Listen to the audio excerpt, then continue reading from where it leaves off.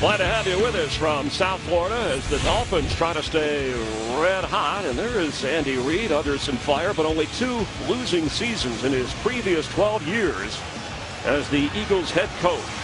Well, and you know, they played on Thursday night, so he's had a few extra days to prepare. Always good with a few extra days, the Andy Reid team. And Tony Sperano in his 4th season said this team reminds him a little bit. It's as gratifying as the 2008 playoff team in the sense that his players have fought hard after the 0-7 start. So it's all about today as the Dolphins will kick off. That's Dan Carpenter. They won the toss but deferred, so they want to play defense first. I'm telling you what the Dolphins mentality is in terms of the playoffs and how they'll look at this one against Philadelphia. Chris, we're not going, neither are you. They want to spoil it. Ex-Dolphin Ronnie Brown is deep with the rookie Dion Lewis. Eagles Dolphins and touchback City. Michael Vick, after missing the last 3 games because of 3 broken ribs, will lead the offense from the 20-yard line. He's wearing that Kevlar jacket that helps hits and impact, but he says he'll be cautious running. And McCoy's having a great season. He's got 15 total touchdowns, 12 rushing, 3 receiving. He has been dynamic. Offensive line coming together with the 2 rookies and Jason Peters, the left tackle, playing as good as any left tackle in the pro game. First time actually in 5 games since Michael Vick, Jeremy Maclin, and Deshaun Jackson have all been in the lineup together. Look at Deshaun Jackson lined up behind Mike Vick. A little motion now. It is almost intercepted. Michael Vick flipped it casually, and Carlos Dansby was right there. I don't think he anticipated the pressure that fast from Jared Odrick. Jared Odrick, you'll see him here. He's just going to come flying into Mike Vick's face. Mike then tries to unload it to LaShawn McCoy. Carlos Dansby makes a nice read. He'll want that one back. He could have been in the end zone. A one-handed swat at it last week. Kevin Burnett, his linebacker teammate, ran one in for a touchdown after intercepting Carson Palmer and the Raiders. So 2nd and 10.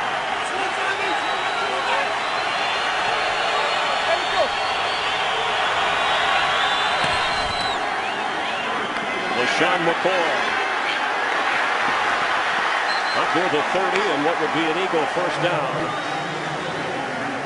And for the Dolphins, that 3-4 defense, Paul Soliai in the middle, and boy, the linebacker play has really made a difference. Well, those guys set the tone right there, and then Dansby and Burnett in the middle. You play a 3-down, 4 linebackers. Those 2 inside guys got to be on their game, and they have been. And then back in the secondary, I got to tell you, they've really tightened up. Since Vontae Davis came back 5 games ago from that hamstring, his defense has really played well. Jeremiah Bell is in the lineup with a sore foot, so he did not get the first. 3rd and a long yard.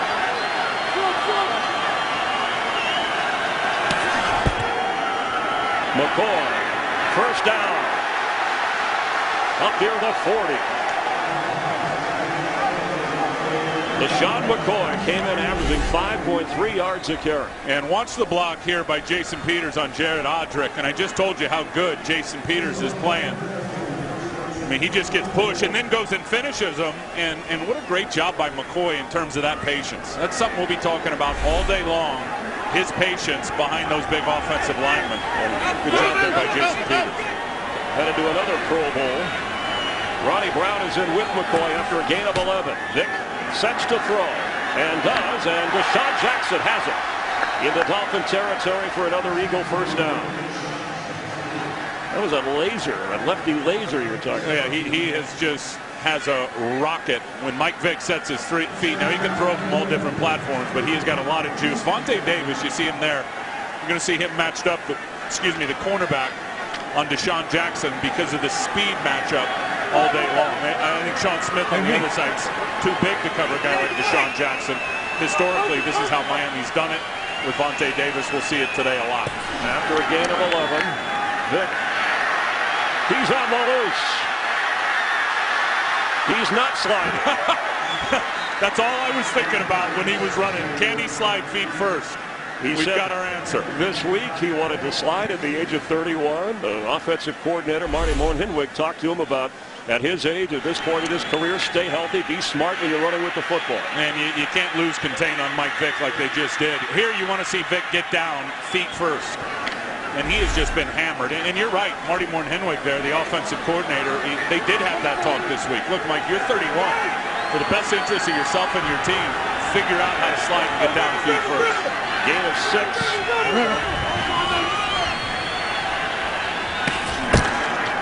McCoy to the 40. It'll be third down.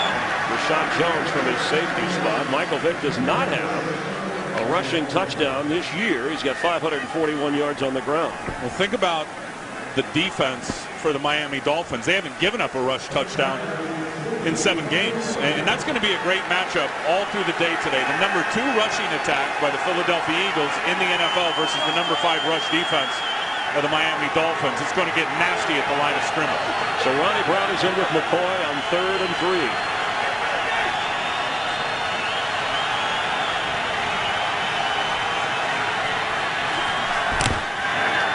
Vick from the pocket, hit as he throws, incomplete.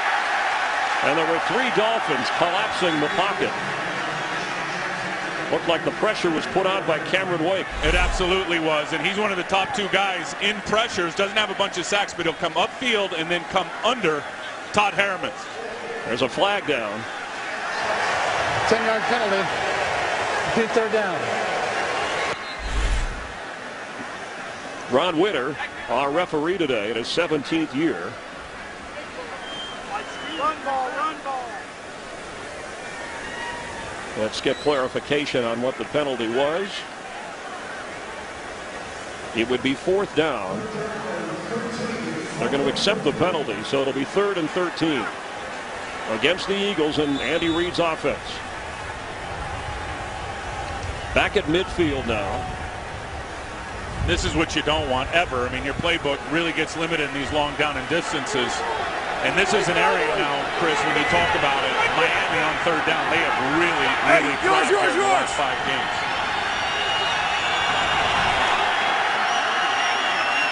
Vick slips, and he is brought down by Jason Taylor.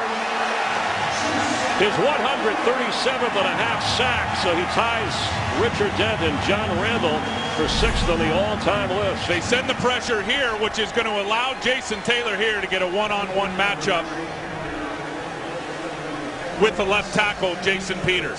And Mike Vick slips and then has nowhere to go. You know, this is the 5th game that Jason Taylor has played against the Philadelphia Eagles. He's now got 5 sacks against Philadelphia. At age 37, still enthusiastic. And remember, it rained earlier. It's been raining off and on, so that slick field may have contributed to the slip by Michael Vick. So Chaz Henry back to punt. Devon Best set to receive. The pressure is on and it's blocked. The ball is rolling inside the 20. Inside the 15, down to the 11 of the Philadelphia Eagles. I think it was Jimmy Wilson who got it, Chris. The rookie corner from Montana. And Julius Pruitt also got in. Here it comes from over here. You see Jimmy Wilson out there, 27. Looked like he just took it right off the foot of Henry.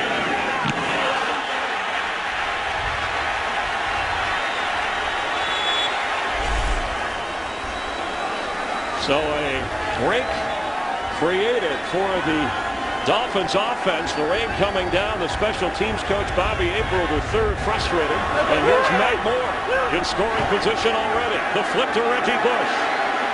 Waiting for blockers.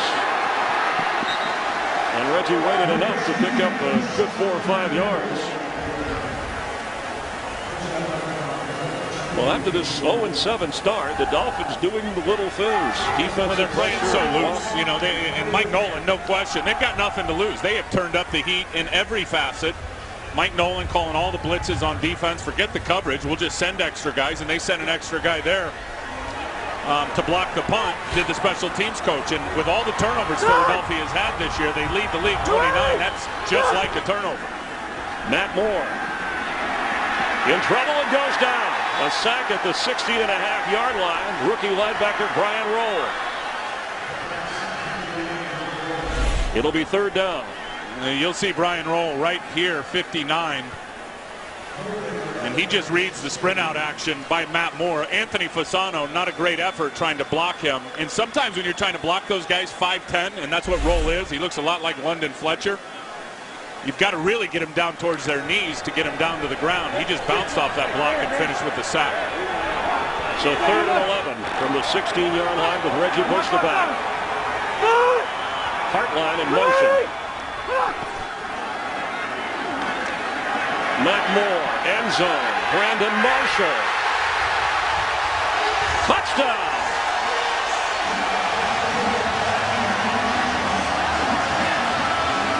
What a throw from Matt Moore. His 10th touchdown pass of the season. Well, and Nnamdi Asomugha knew the route. I mean, you can watch Nnamdi. 24 is going to be lined up out here, and he knows the corner route's coming. He'll turn his back and go to it. But Brandon Marshall just gets a gap of separation. See, Nnamdi knows the route. He's going to spin and run the corner right with him. And then as soon as he turned his eyes to locate the ball, Matt, with perfect timing, Matt Moore drops it right over the top. That was a great job by keeping his feet in there, too, by Brandon Marshall. But the timing of that was perfect. Quarterback to receiver. And Nnamdi Asomugha, knowing the route, right when he flipped his head, is when he got separated from. Brandon Marshall's 6th touchdown catch of this season after a 16-yard throw from Matt Moore. The Dan Carpenter extra point, and the Dolphins strike first. The defense set him up, and Marshall in the end zone. Matt Moore to Brandon Marshall. It's Miami up early, 7-0. As good as a turnover, Jimmy Wilson with the blocked punt set the Dolphins up easily for Brandon Marshall on the touchdown catch. Matt Moore saying to us just a few days ago the rapport between Brandon Marshall and himself has improved. Carpenter's 2nd kickoff already, and Dion Lewis will down it, so the Eagles go back to the 20-yard line, their 2nd offensive possession. Michael Vick now trailing. Today's game is sponsored by Bud Light, the official beer sponsor of the NFL. Here we go. Chris, you see there, sorry Chris, you see the red zone has been a problem defensively for a couple of years for the Philadelphia Eagles. And Juan Castillo there, the defensive coordinator, you call it sudden change. You're not expecting to be right back out on the field defensively. There was a block punt, there's a sudden change, and that's been a problem. They haven't been able to get stops and hold people to field goals. And it's a problem when you try to run against the Dolphins as Hodrick makes the stop on McCoy. You know what I'm saying? I mean, defensively, you just get done with a drive. You think you're done, and then there's a blocked punt, and instead of getting out there and going, down on their side of the field playing defense, it's slammed right in your face because of the punt. You go out there and you got your back against the wall. You want to hold people to field goals, not touchdowns. You look at the Seattle game last week, major problem, already a problem here today. 2nd down 10.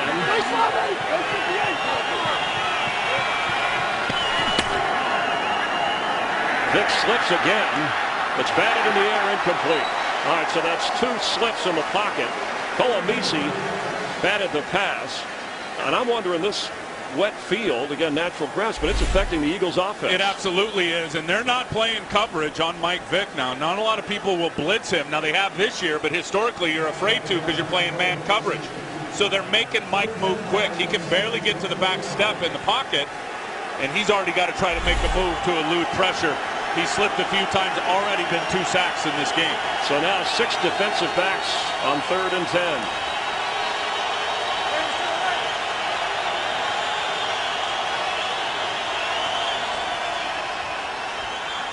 Pass is juggled and caught by Macklin, his first catch since coming back from the injury, and good enough for a 1st down.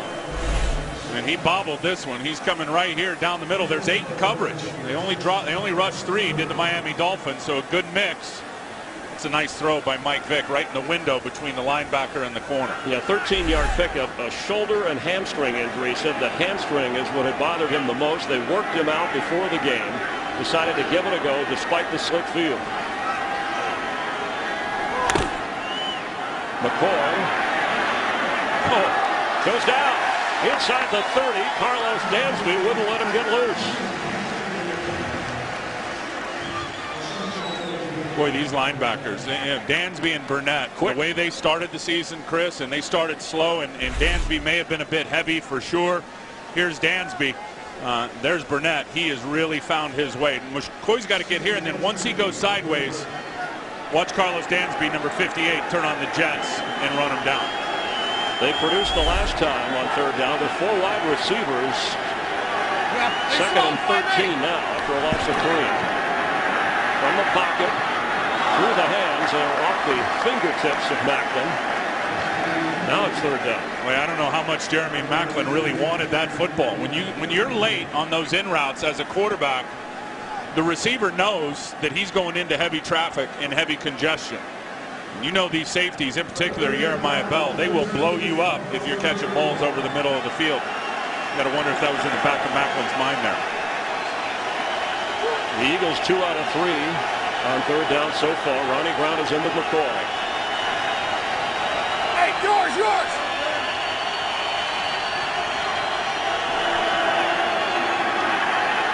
Vick goes down.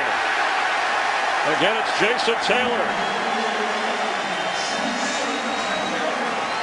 He'll move up the list with 138.5 sacks. And again, it's inside linebacker pressure that forces this guy, Mike Vick, to move. Watch Burnett come flying up the middle on Mathis. Now Vick feels that. He's got to step up. And there's Jason Taylor there to clean it up. Henry with the boot. Devon Best, fair catch for Henry. That block punt was the first of his career and the first for the Eagles this season. After a 52-yard kick, the Dolphins on offense, and they lead.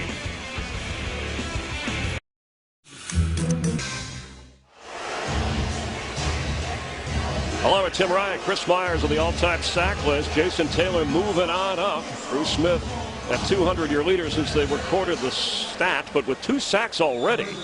Taylor moves ahead of Richard Dent and John Randall. And you certainly got to start thinking about Canton and the possibilities when you put those numbers together. And Mike Nolan there, the defensive coordinator, as you see Mike, he's great at what he does. Forget the coverage. He's sending pressure and has been for the last several weeks. On a 1st and 10 play. Matt Moore has thrown 1 pass so far, and it went for a touchdown. Remember the short field. He's been remarkable. I mean, really, this is his 9th consecutive start, and this game, pro football, any football, any level, so much about emotion and confidence. He's clearly not looking over his shoulder, Chris, thinking he's going to get replaced. His confidence is sky high, and it shows. The snap was sky high, but he floats it for Reggie Bush, who's trying to get away and does. He's got a first down. Tony Sperano leading the first down signal. There's a flag down up at the 41-yard line. And it came in late between Nnamdi Asomugha and Brian Hartline. A 17-yard gain pending the call.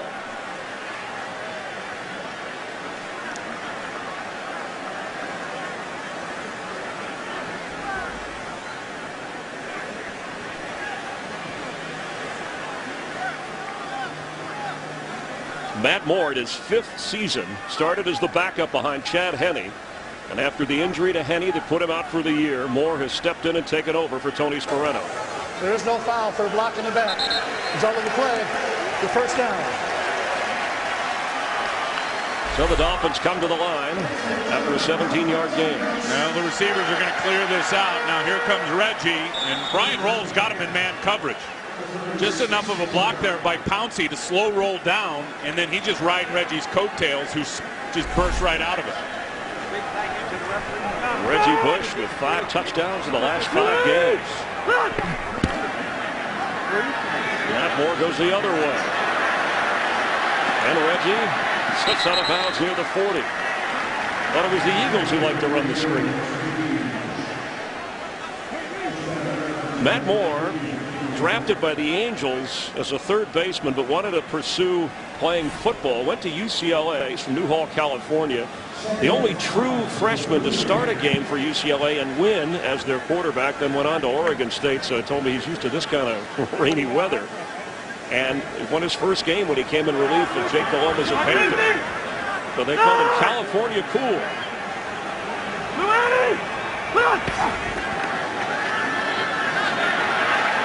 He unloads, it's dropped.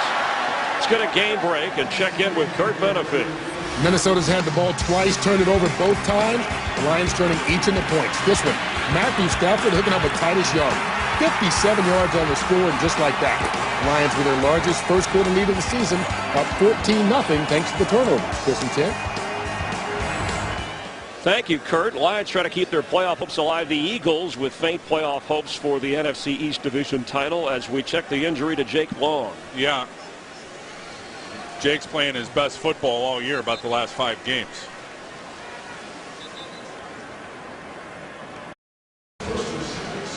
Jake Long, the #1 overall draft pick at one time and Pro Bowler on the sideline. Yeah, and this doesn't look good. I mean, the way he was blocking Trent Cole, he just hitched up. And to me, I watching the play live, I looked at you, I said his low back just gave out on him.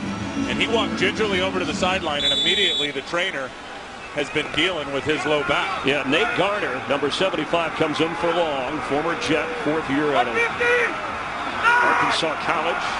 He'll have his hands full against Trent Cole over there at right end. Another high snap on 3rd down. Matt Moore just flips it, and the Dolphins will be forced into a punting situation. And this is going to look at his stance. I mean, he's got his nose down on the ground, but there's Gardner there, the replacement for Jake Long, and he is going to have his hands full, and they're going to have to give him help, just like Reggie Bush tried to get a little chip on his way out there.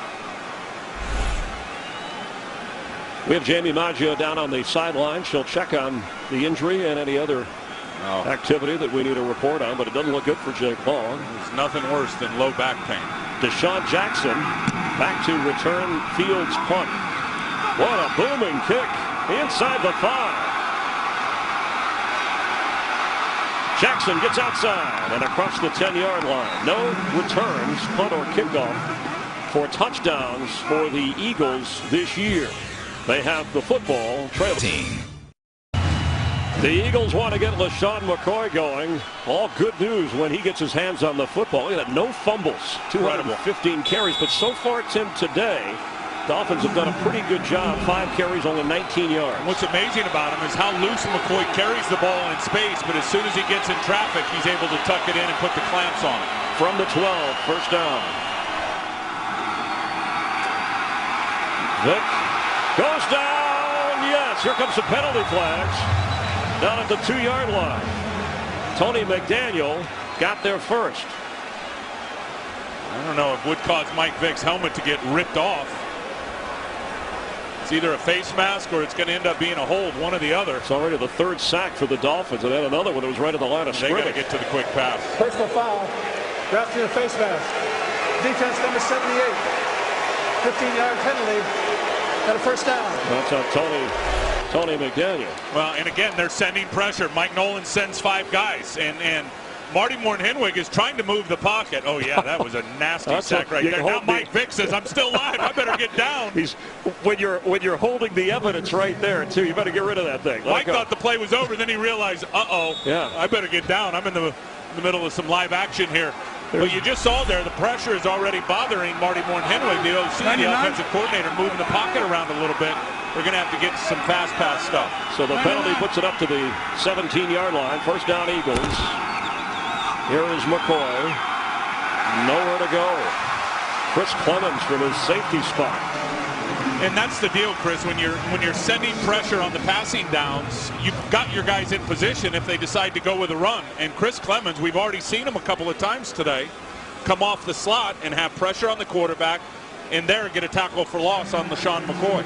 Because you're not backpedaling. Everybody on this defense, in terms of the front 7, are moving forward on the snap of the ball. A loss of 3. Hey, Ram, careful.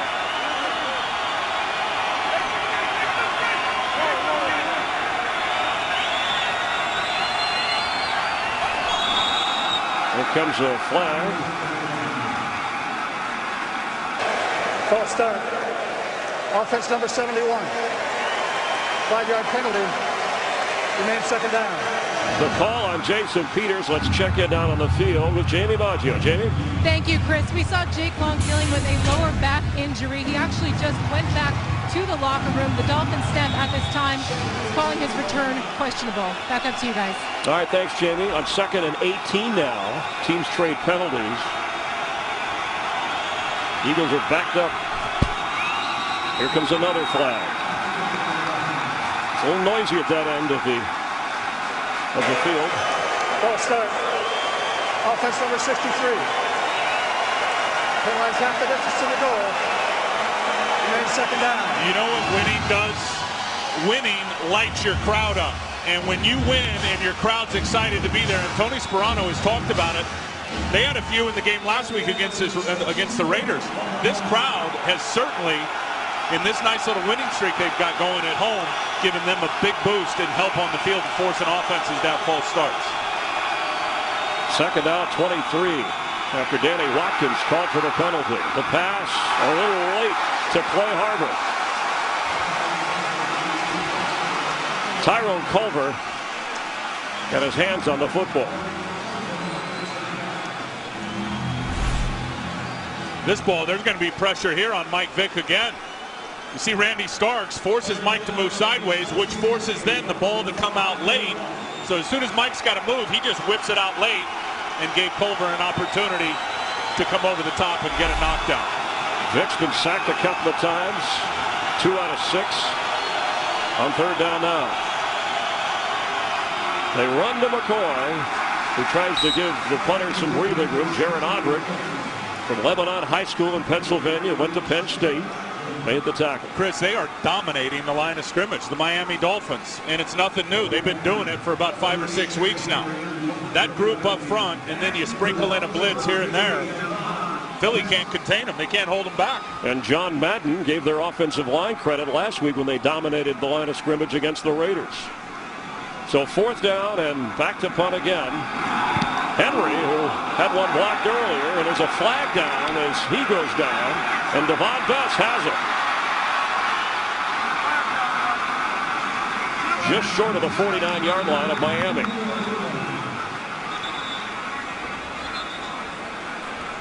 A 54-yard punt and an 11-yard return.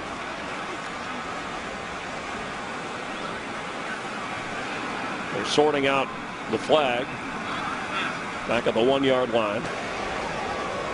Part of the kick, holding. Kicking team. 10-yard penalty will be added to the dead ball spot. Timeout. So after an 11-yard return, some may have thought, was this roughing the kicker? That's not the call. Dolphins have the football. 5 Pacific.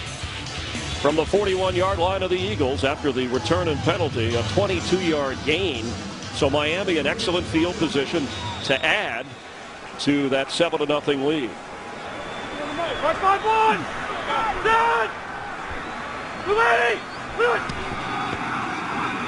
Daniel Thomas, his first carry of the game, and the rookie from Kansas State lumbers forward.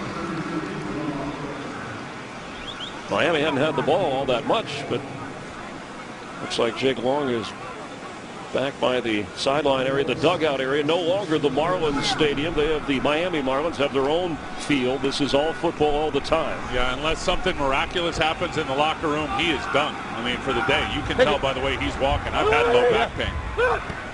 No way. Thomas again on second and 6. Cullen Jenkins for one of those free agent signees, the ex-Packer, showing some quickness inside. Well, and that's the thing about the Philadelphia defense is they are a quickness group. They are an undersized group. They're a group, I think, a bit like we always talk about Indianapolis when you look at all the speed and the pass rushers built to play with the lead. But because of the turnovers, because of the injuries to Vick and Macklin, they haven't had a lead in a lot of games. Which obviously the opponent then just slams the run at you right in between the tackles to take advantage of your undersized. On third and 6, Reggie is a receiver. Reggie Bush on the right side from Matt Moore, who goes down the left part of the field. Left middle portion for Brandon Marshall, but led him a little too much. Pretty good coverage back there by Dominic Rodgers-Cromartie coming off the ankle injury, and Nate Allen, the safety.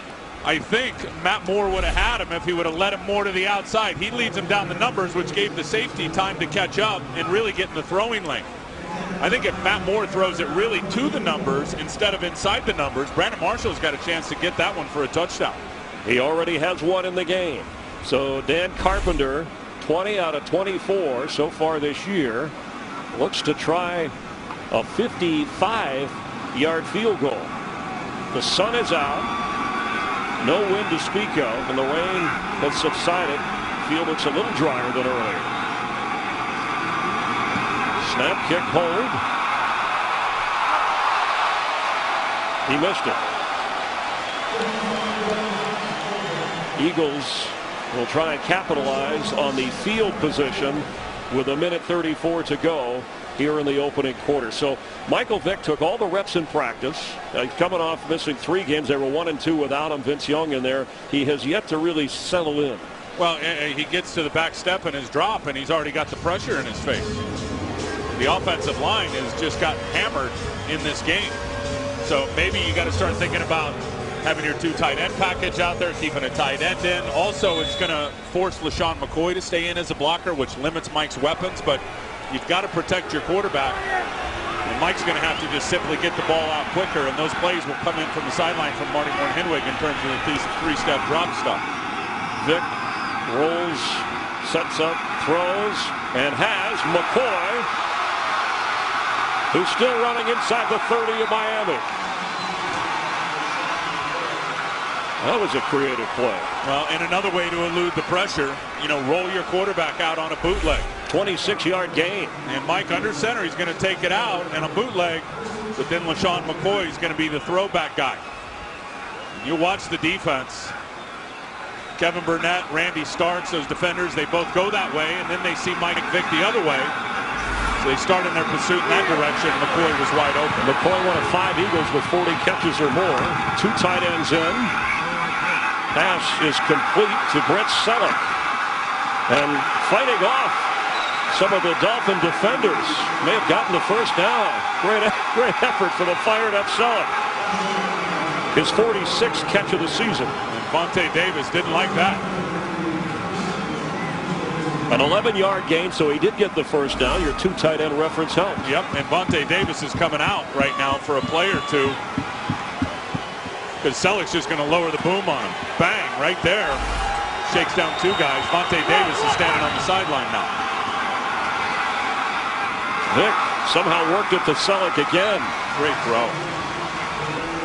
Great throw. I mean, you can't even imagine how small that window was that Mike Vick just slid it into. So the Eagles on the move with their best scoring opportunity of this game so far. After an 8-yard gain, it will be 2nd and 2 as the first quarter winds down.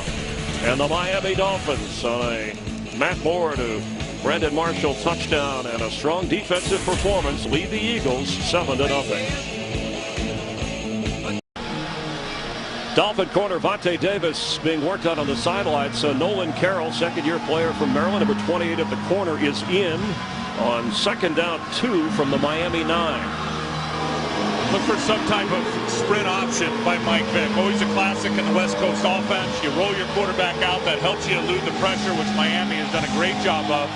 And then Mike's got a run pass threat. It's a 2-way threat.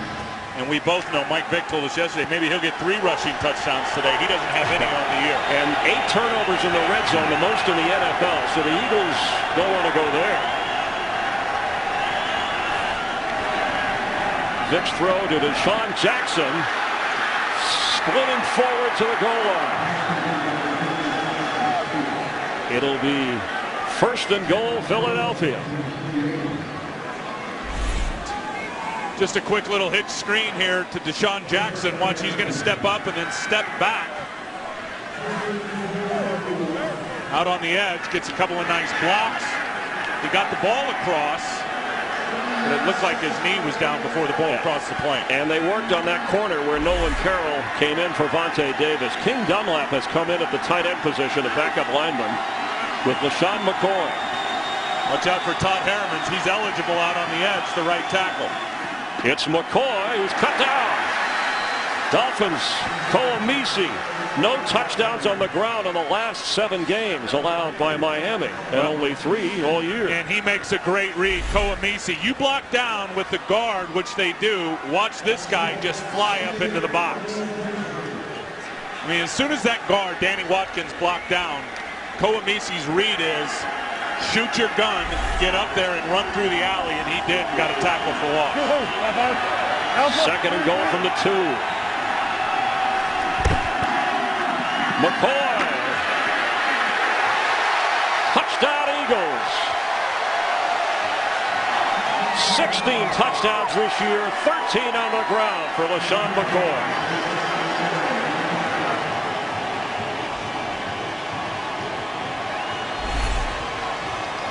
Two nice blocks out on the edge. Harriman's able to get a block down, and then Selleck gets the block out, and that immediately creates the crease for McCoy, just needing a couple of yards to punch it through. That was really good by Harriman. He sealed the defensive lineman and then had enough speed to get to the backer and cut him off to give McCoy the room to get in the end zone. Alex Henry for the extra point to tie this game. Remember, the good field position on a missed field goal by Carpenter. So the Eagles took advantage of a short field, and LaShawn McCoy keeps faint playoff hopes alive. Here in South Florida, Todd Harriman's being worked on over on the Eagle bench after the LaShawn McCoy touchdown. Again, his 13th rushing touchdown of the season. How about the versatility of Harriman, who's always been really a left guard. Now he's played tight end eligible down on the goal line, but this year, because of injury, had to move out and play right tackle, and he's been the right tackle all season. That time he was back in the left tight end position and had a very nice block. Henry ready to kick off to the Dolphins. Remember, the Eagles, they have to win out.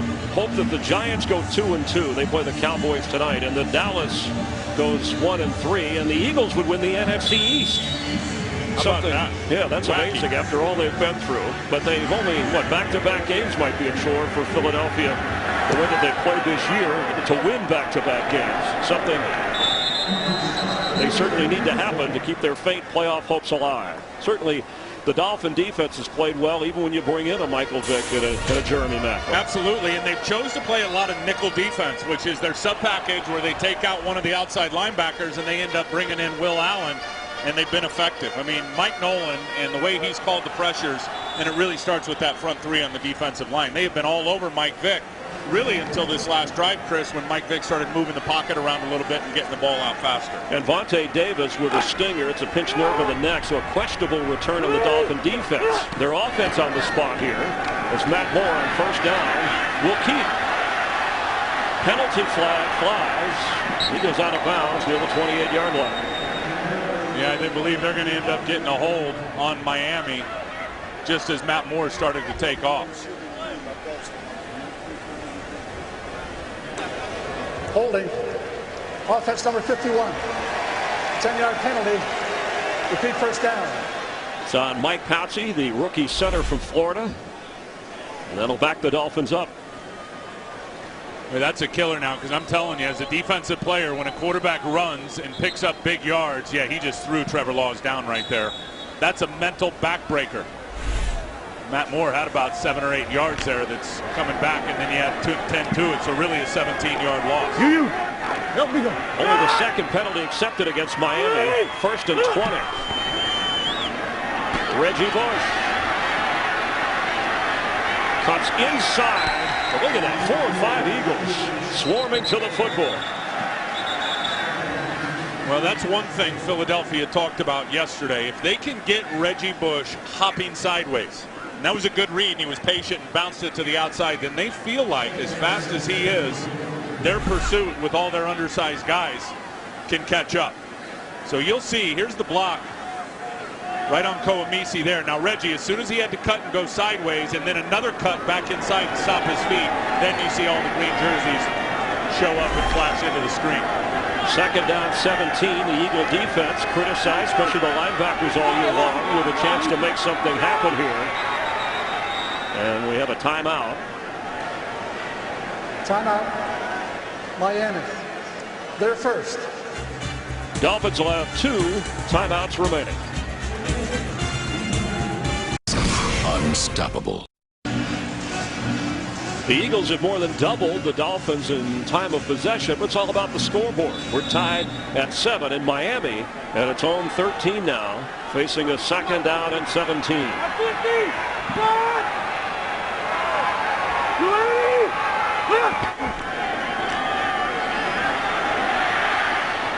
For Devon Betts, it's intercepted. Kurt Coleman has it for the Eagles. And Kurt Coleman gets it inside the 2-yard line. Down to the 1. And Matt Moore was under pressure, under heavy duress when he threw that ball up and way over the head of Brandon Marshall. And it was really his own guy. Watch, it's not even a Philadelphia Eagle. It was Nate Garner getting bull rushed and pushed by Darrell Tapp. So Matt Moore's got his own player in his lap. He just tossed that ball up. Really a prayer, thinking Brandon Marshall would go get it. Way overthrown, and Kurt Coleman gets a pickoff. Yeah, and Garner is in for the injured Jake Long. For Coleman, his 4th interception of the season, and that leads the Eagles. And 1 yard away from taking the lead with just over 12 minutes to go in the second quarter. And that's one thing Miami has not done over the last 5 games is turn the ball over. Their ball security has been outstanding. Michael Vick has to get rid of it. There's that run sprint option. Nice pass I was talking about. Nice catch by the observer in the orange shirt on the sideline. There's good pressure there from Carlos Dansby. See Mike Vick peeling out to his left, and the receivers will go this way. So Mike's got the pass option or he's got the run option. Carlos Dansby wasn't having it. And it was those 2 backers once again. Kevin Burnett in the coverage. Dansby with the pressure. LaShawn McCoy already has 1 touchdown today. He gets the carry and squirms forward. No signal. Yes! Touchdown McCoy!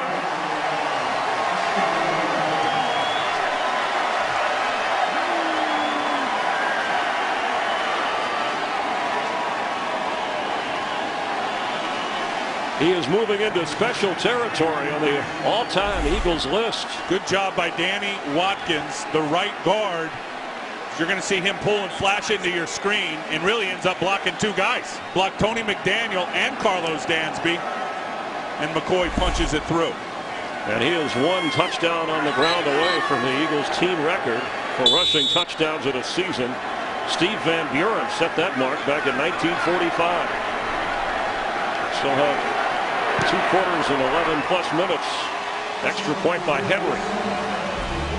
Eagles, who once trailed 7-0 behind the running of LaShawn McCoy, now have a 7-point lead in South Florida.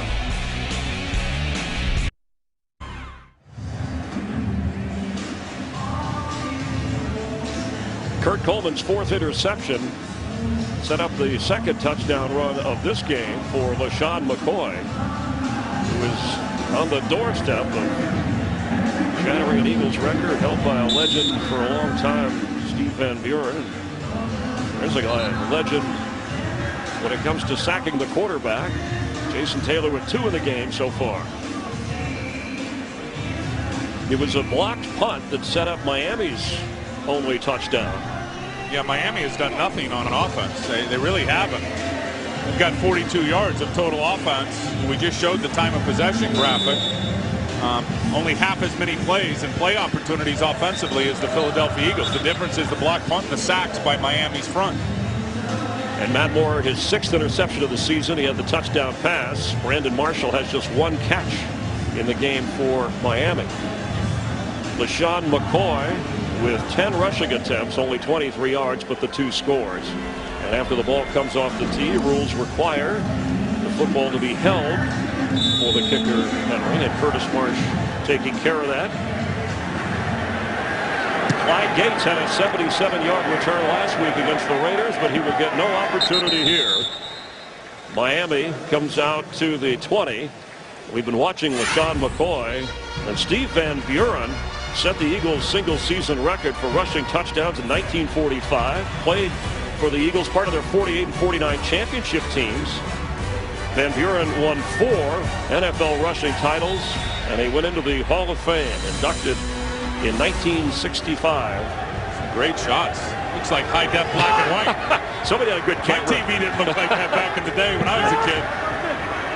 Daniel Thomas is in at running back on 1st down. Matt Moore throws, completes, a little behind but caught by Brandon Marshall. Let's get a game break and check in with Kurt Menefee. Well, if you're the 4-8 Redskins taking on the AFC leading Patriots, you got to pull out all the tricks. How about a flea flicker? Brandon Banks wide open to Santana Moss, 49 yards, and the Redskins have the lead, 17-14 in the second quarter. Chris and Tim? Dolphins always glad to see New England struggling, and for the Eagles, one of their NFC East foes, the Redskins, with the lead. Thomas carries. It'll be third down.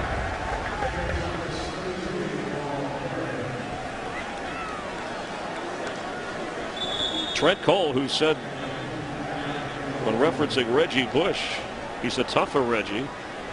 And that is Vernon Carey, who came in with an injured ankle and worked out. He was touch and go all week. Remember, John Jerry played for him last week and did so well on the offensive line. He's in pain. We've already seen Jake Long leave injured.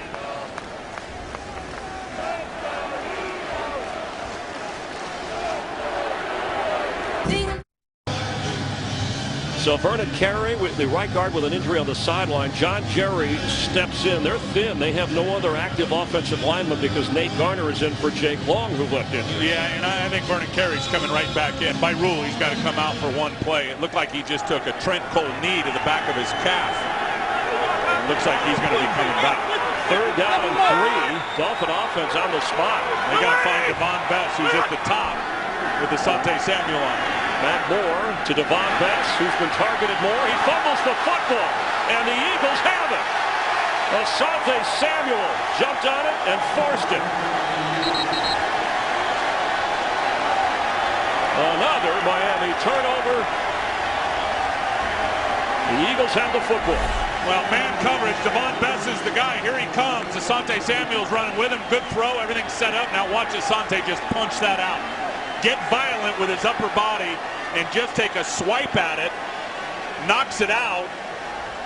Bess goes down, and now he's able to get up and get the recovery. Huge play. There's a guy Tony Sperano talked about with 44 career interceptions. Bess, the most targeted receiver on third down in the NFL this year. Good news for Miami, though, as Vontae Davis, who had the stinger, comes back out at corner, number 21. Bad news is they got to try to stop Michael Vick. Let's see if they take a deep shot here. That's Brett Selleck, who has a first down inside the 25. That's one thing. They are creative with their little misdirections and screens with Marty Morton-Henwig, the offensive coordinator. He's got 5 or 6 in the game plan for every week. And there's Marty there, and they just faked it out to LaShawn McCoy one way and came back to Brent Selleck the other way. Well, you said after a game of 11, get the tight ends involved, because with all those other weapons, having Macklin and Deshaun and Michael Vick back at one time, it's almost impossible to cover them all. Yeah.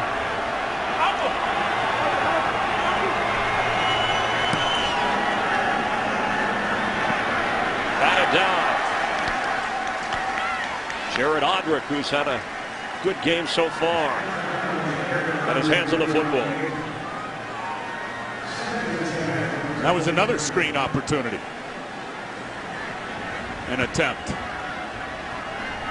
I think one thing that I always thought worked well is when you got a quarterback that a defense is dying to sack, and Vic's always that guy. Screens always work good against defensive linemen that are dying to get to the quarterback.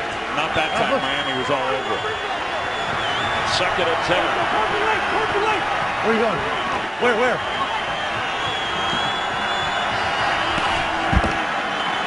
LaShawn McCoy slips a tackle. He's slippery, he's shifty. His mom nicknames him Shady.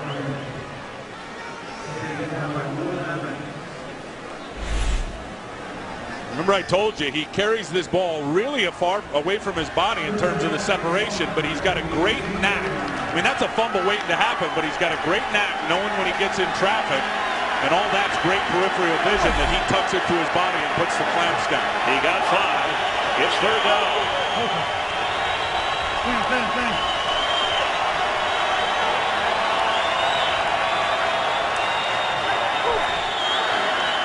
Pressure is picked up for a moment, and then the Dolphins get to Michael Vick. And Rashad Jones, the safety, brings him down. That's the 4th sack of the day for Miami. And Rashad Jones is the guy that comes off the edge right up here, unblocked.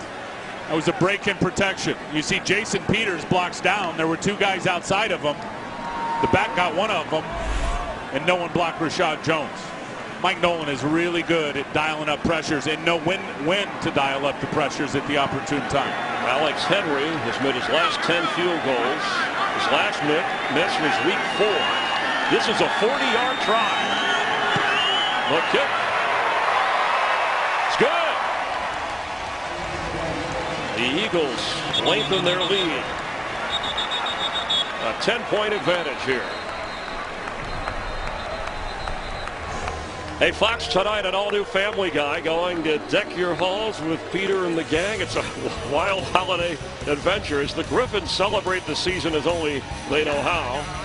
On the mayhem and laughter on an all-new Family Guy tonight at 9 Eastern, 8 Central, followed by an all-new American Dad on Fox.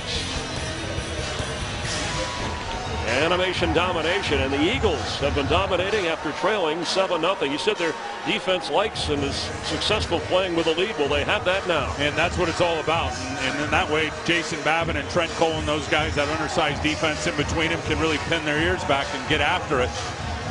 They've certainly got Miami on their heels, and I'll tell you why. Miami's really been unable to run the football. And if they can't run, things get exponentially harder on your quarterback, Matt Moore.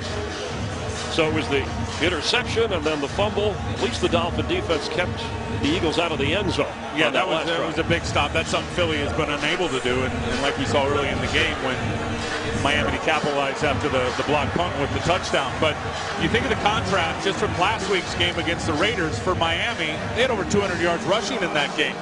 Right now they are sitting at 16 rush yards. That's not going to get it done. And the Eagles, who say it's turnovers, 29, which tied for the most in the league, and they have none today. You don't count the block punt. It's kept them from the victory column. Clyde Gates will down it, and the Dolphins come out to the 20-yard line. Tim Ryan, Chris Myers here in South Florida. And after the block punt, Matt Moore with a perfect throw to Brandon Marshall to give the Dolphins a 7-0 lead. LaShawn McCoy into the end zone, and after an interception by Coleman, McCoy gets another touchdown, and then a fumble recovery by Asante Samuel, and a field goal, and that's where we stand at 17-7 as the Dolphins take over on their own 20. Reggie Bush the pitch. He will lose a couple of yards. Quickly in to make the stop. Hard to get the ball outside, what everyone calls those wide 9 techniques. And really, the 9 is just a 9 alignment. It means you're outside of everybody, tilted in, knifed in, and it's just hard to be able to get the ball outside.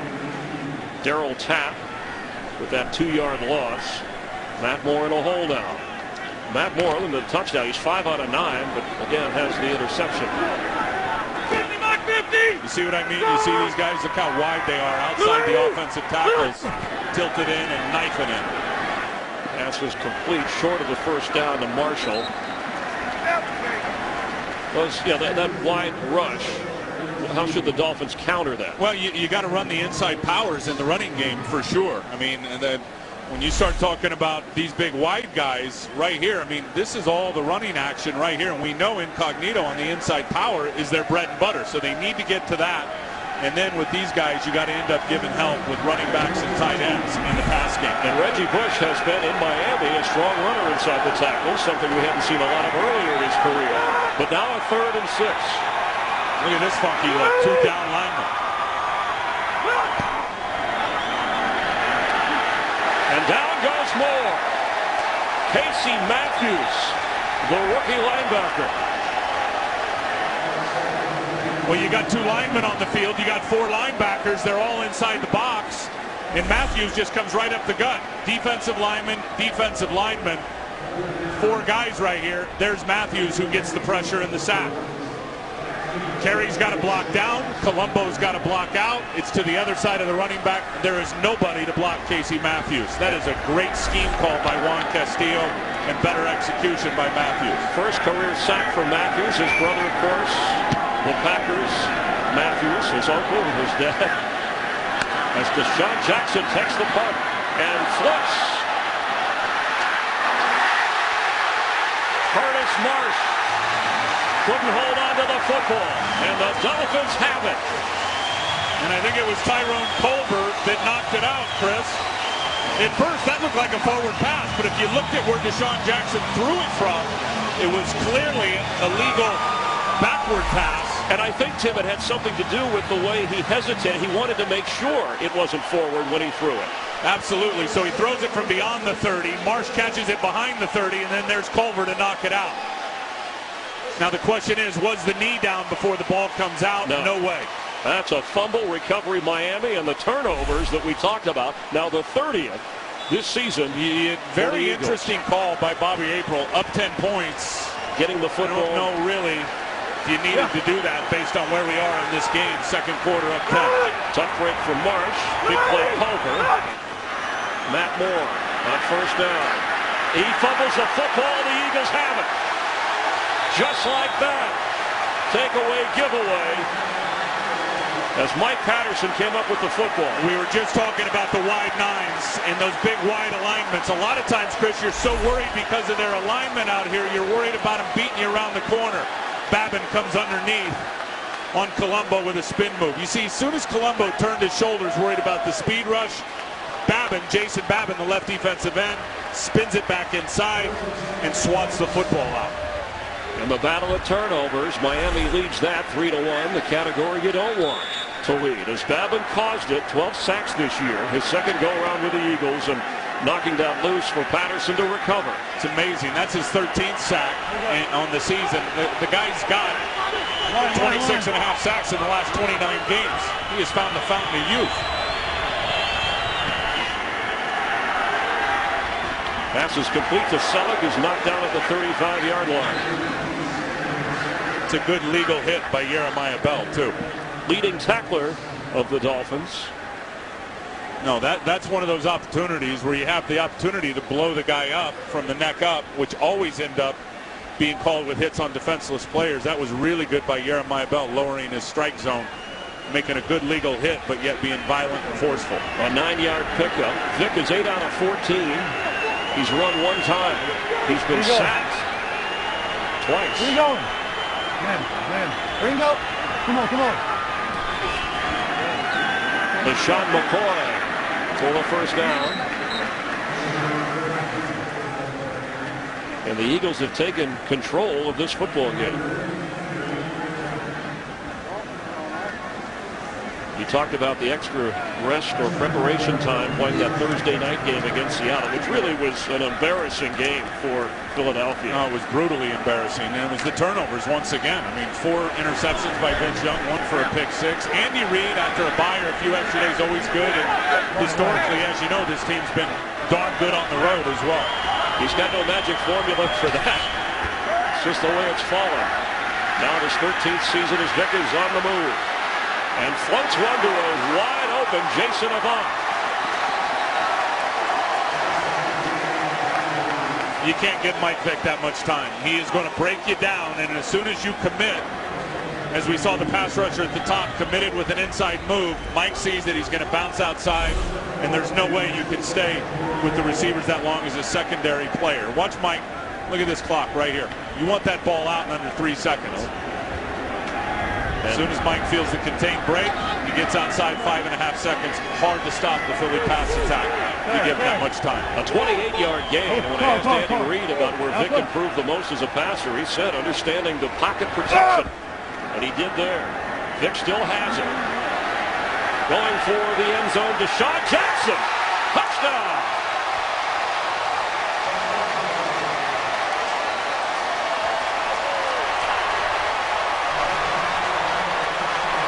Well, that is a great route by Deshaun Jackson. And he had guys spinning all over the place. Watch this route. Now, this is the one-on-one matchup we've been talking about.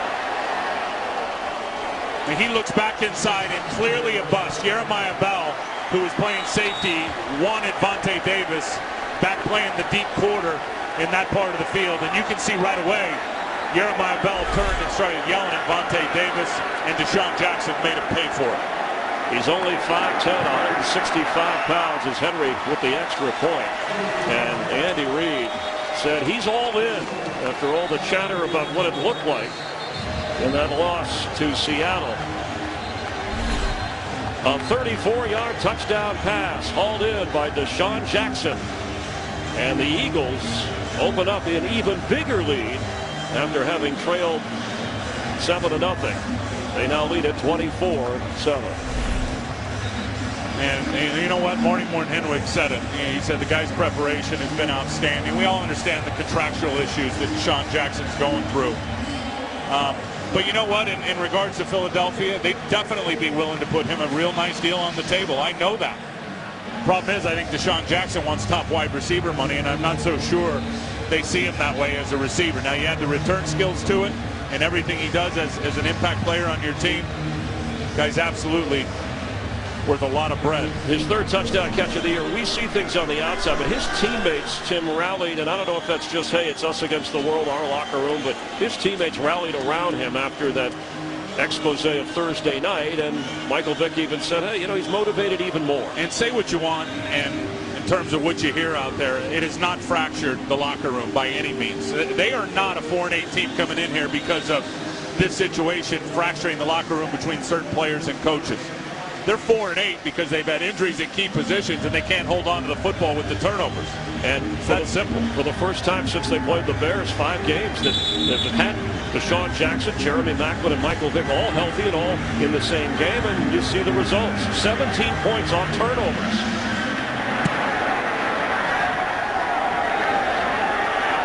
Gates will bring it out.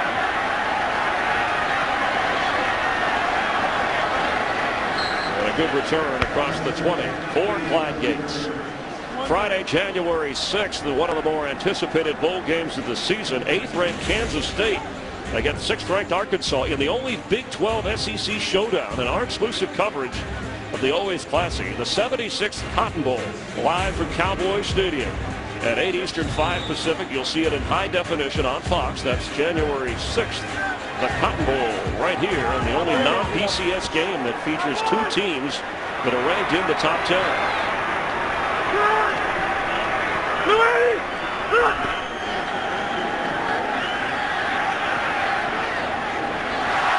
Brandon Marshall could not hold on.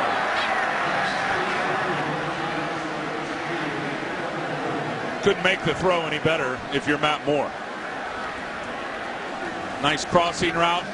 Put it right on the money, and Brandon's had a few issues with drops, especially early in the year. We're going to find out what Matt Moore's all about now.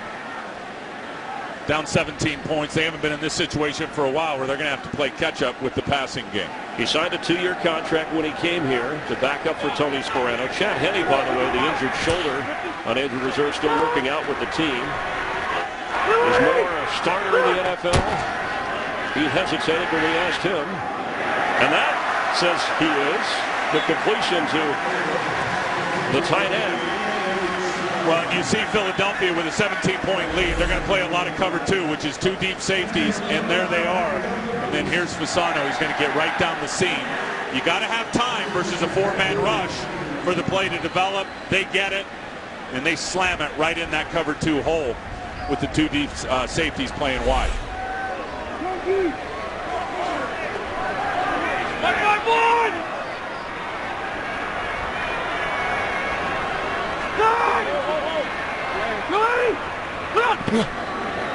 Pressure coming. He gets rid of it. It's tipped, and Devon Best holds on.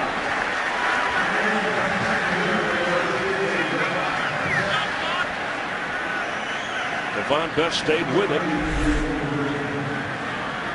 Watch, Kurt Coleman's going to come here on the pressure. The safety. Also, Akeem Jordan comes. He gets the hand on the ball and ended up being a really good catch. An adjustment, by Devon Best. Daniel Thomas. Is that inside power? And it looked like he got near a first down. He needed 2 yards. The yellow line is not official. The officials make it official. We'll see how they spot it. Dolphins want to get some points before the half after trying to end the avalanche of Eagles scoring.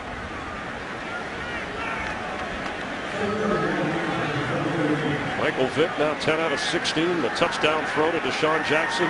Nobody knows how tough that dude is when you really sit down and talk with Mike Vick.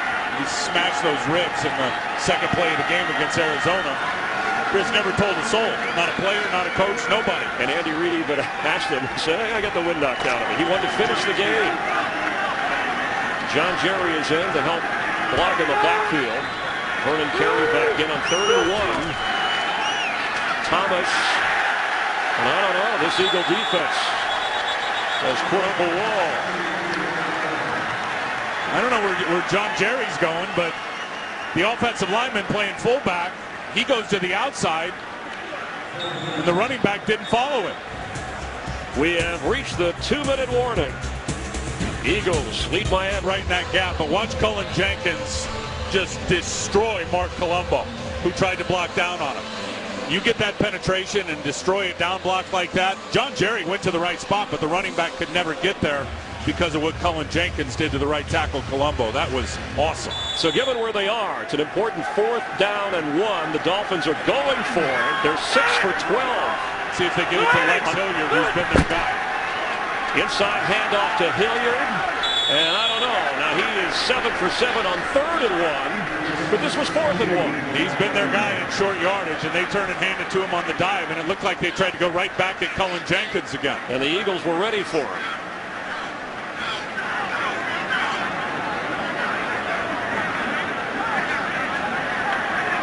It's a pretty good batting average, 500 when you're going for it on 4th down. But the way the Eagle defense has tightened up here.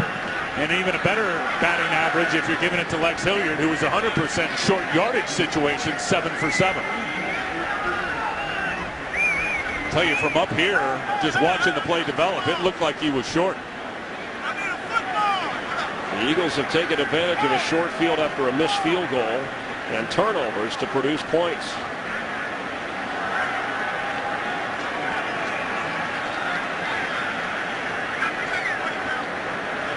Always try to judge it from this angle by the slack in the chain. How they're going to tighten that baby up.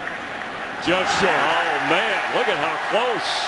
They bait you with a little bit of slack. And that's how close or narrow the Eagles' playoff hopes are. But as long as they're winning, they're still alive. And give Juan Castillo some credit, really. I mean, his defense, they have gotten after it today. And again, they're trying to go right to this side of the line. It's going to this guy just on a quick dive.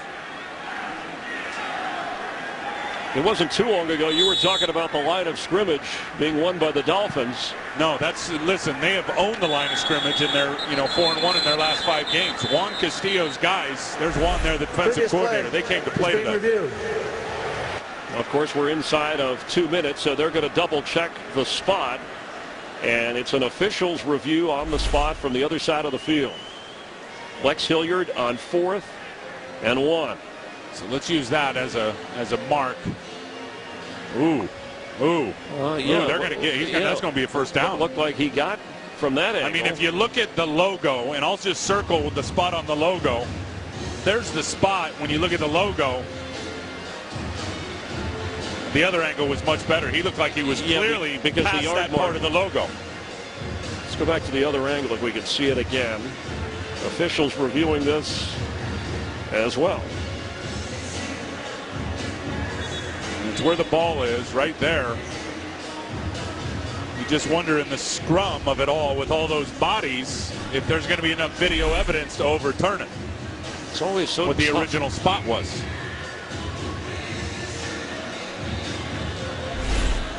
Let's take a look at that line. Now the line's not official.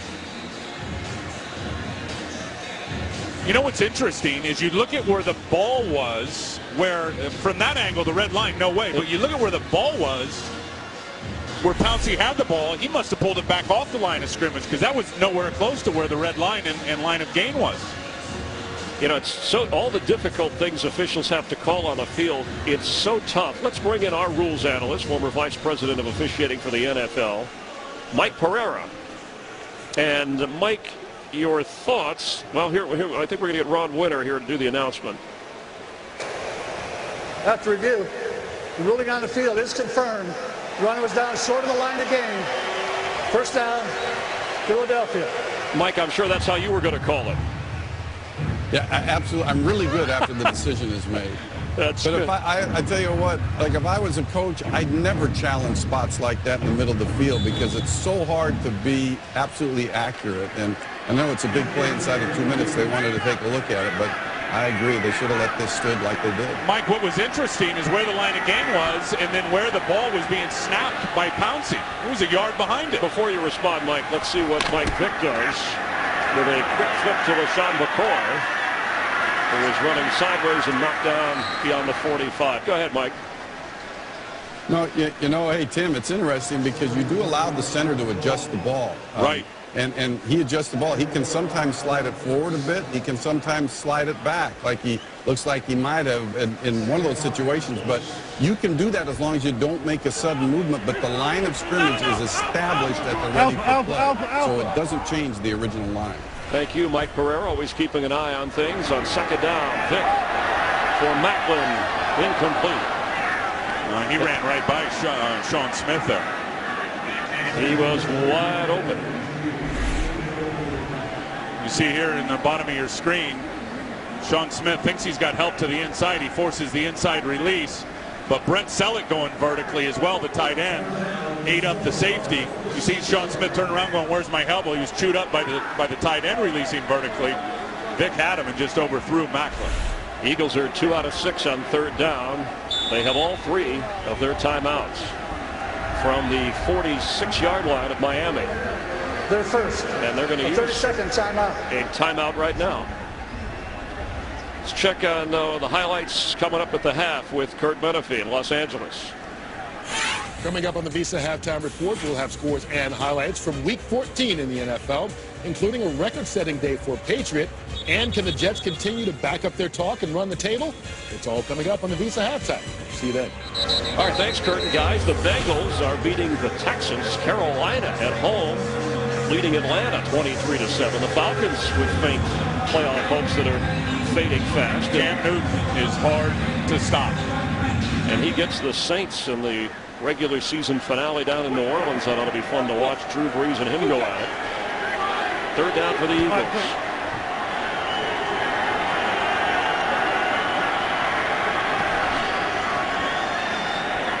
Fouled in the air and incomplete. It'll be fourth down. Philip Merlin. He's made a few plays out here today. Had good pressure on Vick on one of the screens that was batted down. And here you're going to see him. He's playing right here, playing nose tackle. He's going to get through again and get his hands up. I mean, he's just playing with his eyes right there. That's an outstanding job of knowing when you're not going to get the good pressure, reading the quarterback, and you see as soon as Mike Vick's non-throwing hand comes off, Merlin knows the ball's going to come up, times it perfectly, and gets a knockdown. Dolphins with a chance to get the football back. They have 2 timeouts and just over a minute to go. Will they go for another punt block? He gets it away. Devon Bess from the 10. And up to the 20-yard line where Miami will get a chance on offense, trailing 24-7. Now, I mentioned the playoff hopes, not all that far-fetched. The toughest part is the Eagles have to win their remaining games, which includes today. The Giants have to go 2-2, and they play Dallas tonight, and the Eagles do play the Giants one more time. And then Dallas has to go 1-3. The Eagles play Dallas again. They already beat them once. And then the Eagles would win. If all that happens in the right order, the Eagles would win the NFC East. I love the way coaches look at it, too. Andy's got all that scenario. He came in excited. Yeah, we're alive. Marty Morton-Henwig, the OC, says, I've been in worse situations. We'd come out better. It is painted a nice picture of it, don't they? Hey, the Packers got in on the last day last year and took off. The Eagles in 2008. Any hope is good hope. And the way their defense is playing. There's those 2 wide 9 techniques. Babbitt on one side playing way outside the formation. Trent Cole on the other. And they have a Sunday afternoon meeting at the quarterback, both of them. 4th sack of the game for the Eagles. And I'll tell you what, Babbitt is working that inside move, and he brought everybody down inside with him.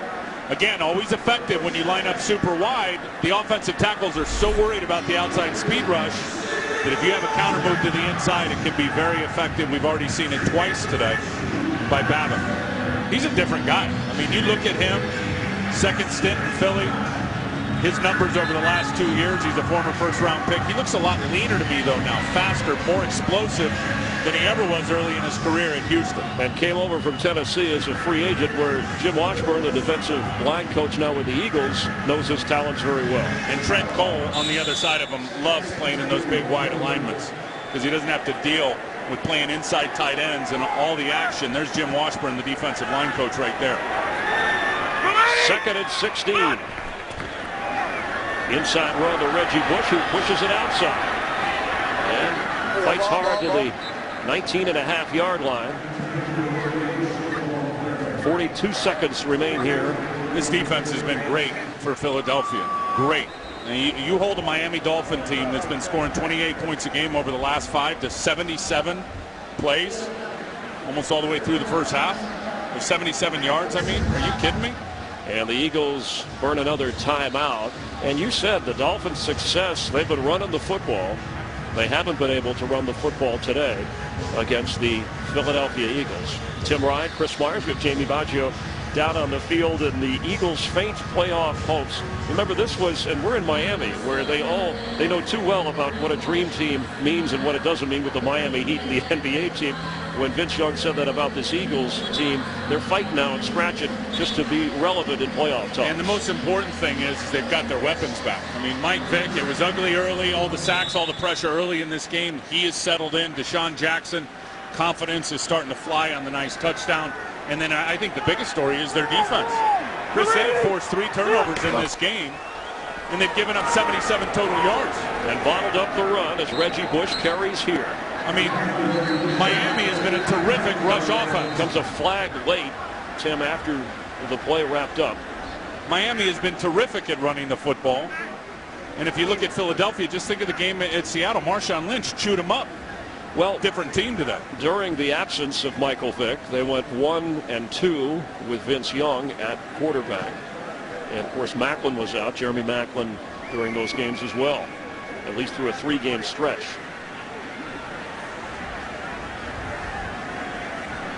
.29 seconds remain. After the play was over, there were 2 fouls on the play. Personal foul, unnecessary roughness, number 68, offense. Personal foul, unnecessary roughness, number 57, defense. By rule, those penalties offset at the dead ball spot. Makes it 4th down. Richie Incognito and Keenan Clayton involved in the penalty exchange. Incognito always seems to be right in the middle of the mess, doesn't he? Just keep your eye on him. He'll lead you right to all the action. And he's just forklifting Keaton Clayton, forklifting him with hands to the face. He's so fiery. He's always recognizable. All right, and Miami back to punt, standing at his own 10. I don't think I've ever seen an offensive lineman take his helmet off and put on a baseball cap. Have you? After being called for a penalty, he was probably, he's proud of that. Deshaun Jackson takes it back for the Eagles. No timeouts. And he goes down near the 21-yard line after a 55-yard move. Don't forget the Visa halftime report with all the highlights from around the league, including the Redskins and Patriots. The Lions keeping their playoff hopes alive, leading Minnesota. Carolina crushing the Falcons 23-7. And Cincinnati up on the Houston Texans 16-3. Those teams, those games near the half. Turnovers have hurt the Dolphins. The Eagles have capitalized. Michael Vick has run only once, but he has thrown for a touchdown and given it to LaShawn McCoy for 2 scores. And the Eagles will be content with where they've been lately to take this lead to the half. That is the end of the first half, with the Eagles leading the Dolphins 24-7. Fox NFL Sunday continues with the Visa halftime report coming up right after these messages.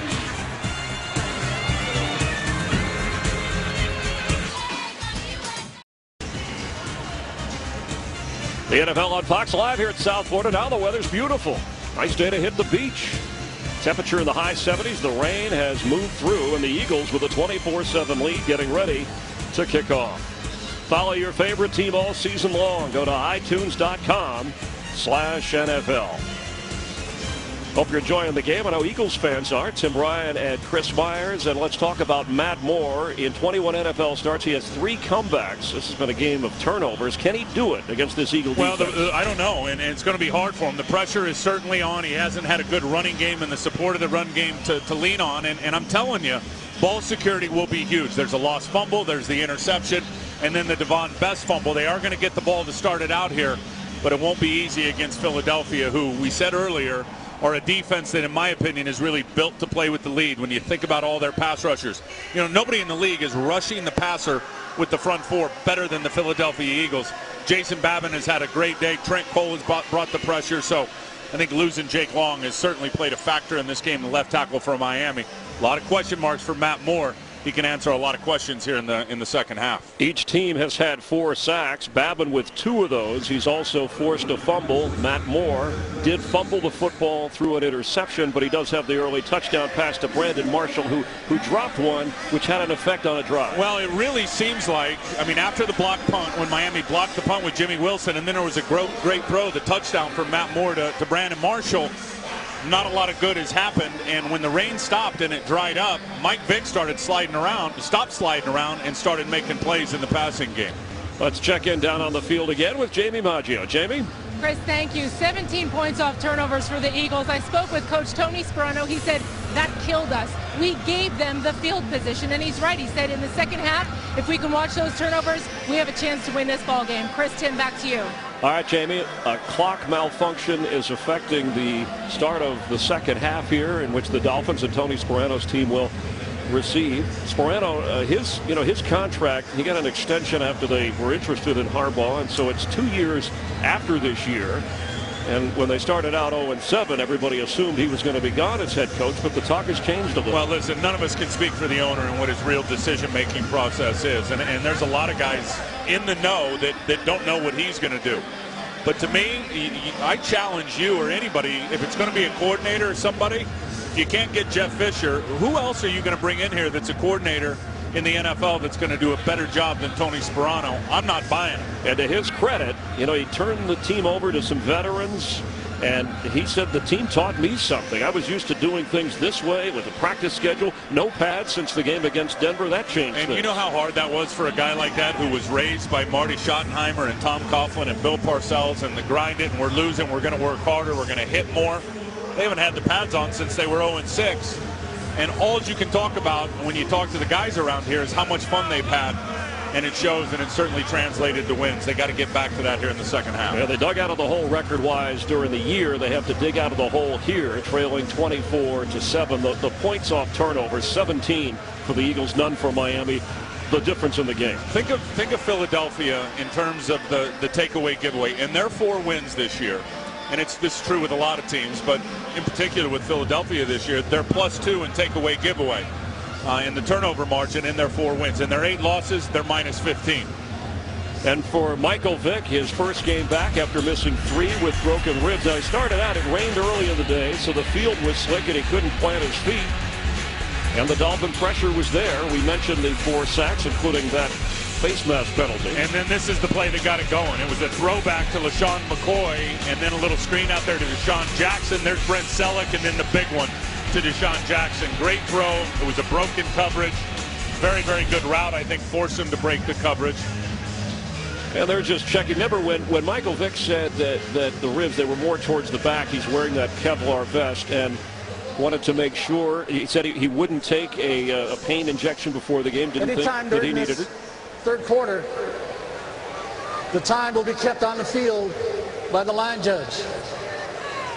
So the clock malfunction has affected the visibility of time in the game, and you still be able to see the play clock for players. Man, it's hard to predict what the trainer's working on there with Mike Vick, if it's a low back issue or if it is where those ribs are. And he did tell us it was more in the rear on his backside where the ribs were injured this year versus last year. Time will be kept on the field, so you can ignore that clock because we're just starting the third quarter. Remember, the Dolphins deferred to start the game. Henry ready to boot it to Clyde Gates. Felt like I was doing a radio talk show with Tim Ryan while they were working on the clock. And I'm serious. All right, they're going to come out to the 20-yard line here. Michael Vick, through the years, and this is what his offensive coordinator talked to him about, Slide, you're 31 years old now. You can't keep taking the hits, whether they're in or out of the pocket. Well, his best ability, if you really think about it, maybe his availability, Chris, week in and week out. And, you know, the great ones and the ones that are making all the cash and winning all the games are the guys that obviously are the playmakers, but they have to be available. You can't every year go through a block where you're missing 4 or 5 games. He said he hurt himself and his team by not being able to play. Matt Moore at first down. That's high and incomplete. Anthony Fasano had his hands on it, but excellent defense in the secondary. Looks like he's holding that right hand in pain. That's Asante Samuel, who had a fumble recovery, a strip and recovery earlier. And Samuel makes a big break on this ball. You said he's a baiter. No, he is. Now he'll lay the sugar down and let you think one thing as a quarterback and bait you into throwing something and then jump the route and go get it. That time he was playing the deep middle part of the field, read the eyes of the quarterback and went and split the arms down Fasano and got the ball out. Reggie Bush. It'll be 3rd and long. The running game has just not been there for Miami. They've been limited in their time with the football. Mentioned sacks in the game so far, and for Babin with 14 this season, that's a career high for him. Some of the other stars on defense facing a 3rd and 9. And you know, they have not been able to exploit the matchup of Reggie Bush on Casey Matthews, who's starting in middle linebacker in the sub package and the nickel package. There's Casey there, and there's Reggie there.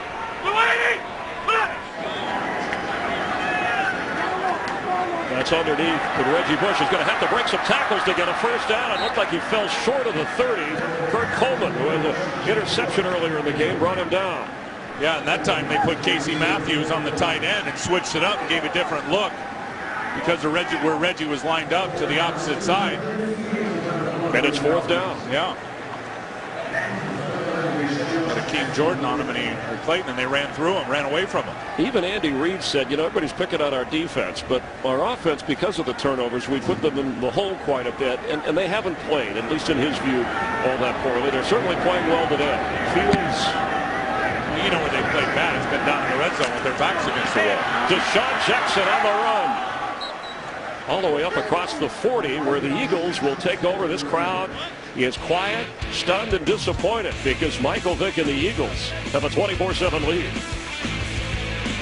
Go. Dolphins are going to have to rally here. Jeremy Maclin, who has 1 catch today, his first game back after a shoulder and hamstring problem, unlikely to play the rest of this game. Eagles with a 17-point lead in the football. Sean McCoy into Dolphin territory near a Philadelphia first down. He came in just 3 yards behind Maurice Jones-Drew as the leading rusher in the NFL. Maurice Jones-Drew of Jacksonville had 43 yards rushing at the half of his game. And he's an outstanding cutback runner. Look, 2 deep safeties. You got 2 tight ends on the field. That means you got 7 guys to block 7 in the box. Mike Vick's going to check to a run every time. The numbers just favor LaShawn McCoy getting untouched before he gets to the line of scrimmage. And his vision and patience is just outstanding. And I think a big part of that is this scheme, the zone running scheme installed by Howard Mudd, the new offensive line coach. He checks out. Ronnie Brown, the ex-Dolphin, the creator of the Wildcat, on the field, carries for Philadelphia. McCoy, 1 rushing touchdown away from tying Steve Van Buren for 15 in a season on the ground, and that would also tie Van Buren for overall number of touchdowns at 18, and there is Howard Mudd. The best in the business for sure, maybe the best when you ask guys around the NFL. And you know, to be able to, what they've done in the run game this year to me is amazing, with a rookie center in Jason Kelsey and a rookie right guard in Danny Watkins, and they're the #2 rushing team in all of pro football. That's a testament to how well they're coached and how they're executed. On 3rd and 2, Michael Vick slips again, throws and completes for a first down to Jason Avant. Let's get a game break and check in again with Kurt Benefee. Earlier in the game, Rob Gronkowski set a single-season record for receiving touchdowns by a tight end. He adds to that his second score of the game put New England up 27-20, but Washington literally just scored right now, so it's 27-26 pending the extra point. Washington giving New England all they can handle, Chris and Tim. And Kurt, who would have thought that, the way the Redskins have been decimated by injury and suspension, quarterback woes. Yeah, but you've seen the New England Patriots defense play. Whoa, not good. And what a year for tight ends. It continues as LaShawn McCoy is back in and carries for the 15th time today. Has 38 yards rushing and again the 2 touchdowns.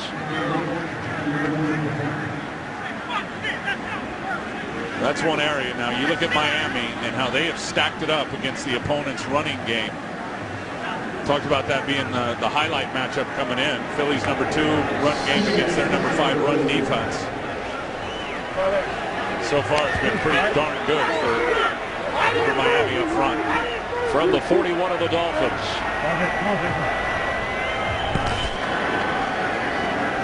Vick has to step up and step away. And it's intercepted. Sean Smith with the pick after he had pressure from Kevin Burnett. Well, that is cardinal rule for Mike Vick or any quarterback. And Mike does a great job of break and contain, but you can't throw back across your body. Here comes the pressure this way and this way. But watch Mike roll out and then throw back across his body to the middle of the field. No way. Kevin Burnett, Sean Smith, his 2nd interception of the season. Michael Vick, his 12th thrown. 23 interceptions for Eagle quarterbacks. Matt Moore on first down with time, and that does nothing. Pass completed to 35. It'll be 2nd down. I'll tell you, that's been a huge uptick for Miami on defense is the interceptions. And we were here in week 7, remember? And they were 0-6 and or excuse me, they were 1-6 and 1-7 is what they were because they started 0-7. They had 2 interceptions going into that week.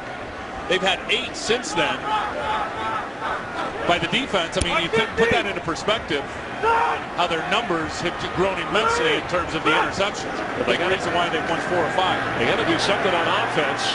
And a nice missed tackle short of the first down to Daniel Thomas. It'll be 3rd and about a yard. Well, he's bigger than Brian Roll, the linebacker who just tried to tackle him. They haven't really gone downfield very much, this Dolphins offense. Well, I think one thing when you look at them, they're not a huge big play group that gets vertical. I mean, Anthony Fasano had a big one down the middle of the field. But they've only had 4 touchdowns all season long, over 20-plus yards. Here they face a 3rd and 1. Remember, right before the half, they couldn't convert on 3rd and 1. And they couldn't convert on 4th and 1. And it's been number 26, Lex Hilliard, in most of these situations this year. John Jerry in the backfield, the lineman to help. They give it Reggie Bush. Make that Lex Hilliard, I'm sorry, who did come in for that 3rd and 1. And this doesn't look good for the Dolphins. The Eagle defense has transformed in this game. After watching Marshawn Lynch, the Dolphins probably thought they'd be able to run all over the field. But that was a week ago Thursday. You just wonder, I mean, and I'm sure Reggie Bush is thinking the same thing. I'm pretty sure they knew we were going to Lex Hilliard there. They have done it so much in short yardage situations all season long. Pretty transparent in what the play call was going to be. Philadelphia was ready for it. Fields. And he sticks it inside the 3-yard line. A tremendous punt and placement of 55 yards. So the Eagles escape the Vick interception and still lead by 7. Tim Wright, Chris Myers, Jamie Maggio on the field as we welcome you back here in South Florida, where the Eagles on offense at their own 4, 1st and 10. Come on, all the way there.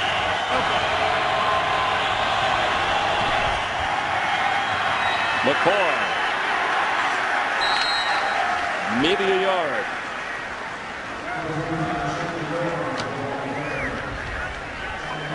see the fans going. Some people around the country in chilly temperature are wondering what's going on here. Usually, even for South Florida, December's a little cooler than the high 70s, but when the sun is out, you feel a little bit of humidity. Look at that. 3 guys to put a jersey on for a defensive lineman. Yeah, maybe he needs an extra line. That was the hardest part of the game as a defensive lineman. I promise you, pregame trying to get the jersey on. They tell you to get skinny. Not possible. Vic, incomplete. Intended for Deshaun Jackson. Let's get another game break and check in with Kurt Menafield. Tennessee taking advantage of a big mistake by the Saints. Jake Locker in for the injured Matt Hasselbeck. Hook it up with Damian Williams. Watch the end of the play. Roman Harper grabs him by the face mask, then takes it down to the 5. Locker scored in the very next play. So Tennessee has a 10-9 lead over the Saints right now, late in the third, Chris and Tim.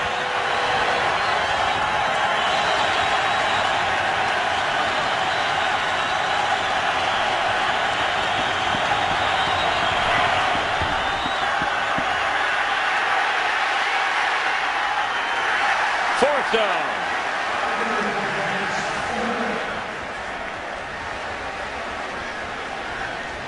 A stop by the Dolphins forces Philadelphia into a punt. And they're sending the pressure. And Mike Nolan knows they've got this guy and they got a running back over here, 2 in the backfield. Let's send guys. Jeremiah Bell looked like he was coming scot-free up the middle and got held by Jason Kelsey. You see the center reach out and grab Jeremiah Bell as he was going through the line of scrimmage. And if you're holding while your quarterback's in the end zone, that would end up being a safety. Reggie Bush hoping for something. A spark. Back to return the punt. Remember the Dolphins blocked one in the first half. On the scoop, there goes Reggie. Inside the 40 of the Eagles. Tim Ryan wears at least a large. D lineman. What do you throw that jersey skin tight, baby. Don't let anybody grab him. Got that from Jake Glazer. From the 39 of Philadelphia, the Dolphins trailing by 17 with a 1st and 10. They scored on their very first possession after a blocked kick. They've got nothing since. Reggie Bush gets through the middle. Down to the 25 of the Eagles. That's what I was talking about in the open, Chris, with Reggie Bush when we started this game. It's not all outside bounce plays and gadget plays. It's downhill in between the tackles. Watch what he does to the safety right here and just spins him. Just spin Nate Allen. Gain of 13 yards. That's Reggie's best run of the day. Best run for Miami. And a first set of downs. Read it. Bush again. Reggie inside the 10.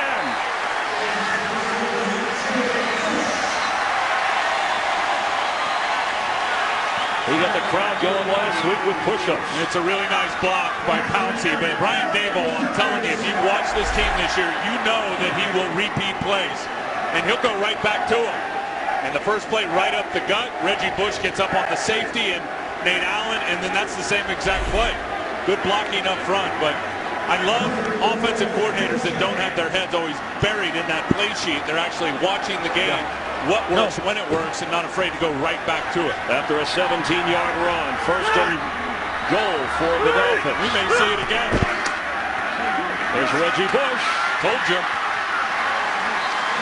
When you're hot, you're hot. I saw Brian Daboll look up at you from his play chart. Yep, and there's the bubble clearly in terms of there's nobody defending that area as a defensive lineman. So you block down with Richie Incognito, and now Casey Matthews has a gap. The middle backer about 8 yards wide to try to fill. He doesn't get his hands on Reggie until he's 5 yards down the field. 2nd and goal from the 2. 3 straight carries for Reggie Bush. This will be probably a trap with Richie Incognito pulling and leading the way. Randall Thomas is in. Matt Moore has the football. Floats it into the end zone. And out of bounds. It was not a wise throw. He had the whole right side of the field if he wanted to run for the touchdown. Clayton was sitting there waiting for it too. And this time they fake the play action, hoping those linebackers and defensive backs bite. Fasano was just trying to play defense there, so that didn't get intercepted. That was not a good throw. Now you're at the 2. Are you thinking 4 down territory? Down 17 points. I think so. I think they got to pound it in right here. I know short yardage hasn't been good to it. It's been good on this drive. Light it up in the run game. Daniel Thomas goes nowhere. Met right at the line of scrimmage by Derek Landry and knocked backward. Well, they were thinking the same thing. Landry, who just took about 6 guys to put his jersey on, just comes big time on the penetration. And a Dolphin player is down on the field. And they did not expect Derek Landry to take the outside gap charge like he did. He went right by the offensive line. And it is Daniel Thomas, the rookie from Kansas State. Slow to get up after taking that shot. So given the loss of yardage on the play, Miami will line up for a field goal. Carpenter missed one earlier from long range at 55. This will be 22 yards. How good has that red zone defense been today for Philadelphia? And trying to get Miami, Tim, to within 2 scores.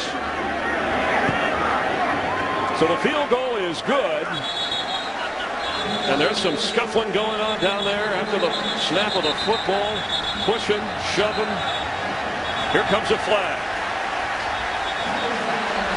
And they're moving all the way from the 5 back to the 15. There's Eagles pushing each other, trying to keep away from the fray. King Dunlap was in there. I just threw his name out because he has a, yeah, you've been nice wanting to say that. Yeah, you've been wanting to say that. Clay Harbor, that name. But he's fired up. Don't let him get out there. It was after the field goal. Interesting call when you think about it. I know there's a lot of time left, but down 17, and you've counted on your defense here in the second half to get turnovers. You've had to settle for a field goal. I mean, Philadelphia, not a lot of opportunities. After the play was over, personal foul, unnecessary roughness, number 65, Philadelphia. That 15-yard penalty will be administered on the kickoff. King Dunlap called You got for to the say penalty. it twice. And there he is, big 65. He's 6'9", so he's going to hit somebody. But look, not a lot of opportunity to play red zone defense. Only twice this year, but they've been bad all season, Philadelphia. Well, the Dolphins got down to running Reggie Bush, and then he watched on the sideline when they failed and ended with a field goal. Well, and again, I know there's a lot of time left, but I asked the question, how good has Philadelphia been down in the red zone? They've been brutal all year. They're by far worst in the league. They were 0 for 1 today trying to stop Miami, who've only been down in there twice. And Miami decided to kick the 3 points. Brandon Marshall was all by himself in isolation coverage. Would have been a good opportunity to throw the big sky fade route. Yeah, the Eagle defense in the last 2 years, 75% touchdown scoring against them in the red zone. No onside kick with the penalty. They go for the boot to back up the Eagles as Carpenter knocks it through the end zone, where Vic and the offense will take over from the 20. Early games kick off at 1 o'clock Eastern, 10 Pacific next Sunday on Fox. Redskins and the Giants. All these games affect the playoffs in one way or another. Some will see the Saints, Vikings, Seahawks, and Bears, and the Lions and Raiders. And don't forget the Bill Ford Tough Fox NFL Sunday pregame show begins at noon Eastern, 9 Pacific. Oh, partner, we may have a barn burner and a good one. You never know what you're going to get. We got some wild games going on. All right, but here, the Dolphins have to force the Eagles with a 3 and out with 4:52 to go in the third. Vic. He gets away and throws deep. It's caught by Riley Cooper at midfield. Randy Starks could not bring Michael Vick down. A 29-yard throw. The body strength of Mike Vick is just ridiculous, because Randy Starks, who's going to come flying up the gut here and get the pressure on Vick. I mean, he has a hold of his jersey. Excuse me, Randy came from the other side. He's got a hold of his jersey now. He's hanging on him, and Mike Vick just shakes him off. He just drips off of him. And when Mike has that kind of time and can extend a play, it's just too hard coverage-wise to stay with those wide receivers. Cooper got valuable playing time when Macklin was out injured. Had that tough drop in the Seattle game, but a big catch there as McCoy carries out of bounds, and that changes everything in terms of killer field position. Look where the Dolphins kicked off from, and it all goes back to failing in the red zone for Miami to go for a touchdown or get a touchdown. Yeah, and then again, I mean, Mike Vick's impact with this team and his ability to extend those kind of plays and keep his eyes down the field and then just break your back with a big one over the top. That's what makes him who he is. On 2nd and 6, he joked about taking more vitamin D. Take care of those ribs to stay healthy. The quick pass underneath a little screen. That's McCoy. And let's get a game break and check in with Kurt Menefee. Well, the Saints have the highest scoring offense in the league, but they were without a touchdown through 3 quarters in Tennessee. That is until Drew Brees hooked up with Marcus Colston, 35 yards on the score, making it 16-10. Saints and Tennessee playing with Matt Hasselbeck out with an injury. Dick Locker in at quarterback for them is the team. Thanks, Kurt. Here a 3rd and 5.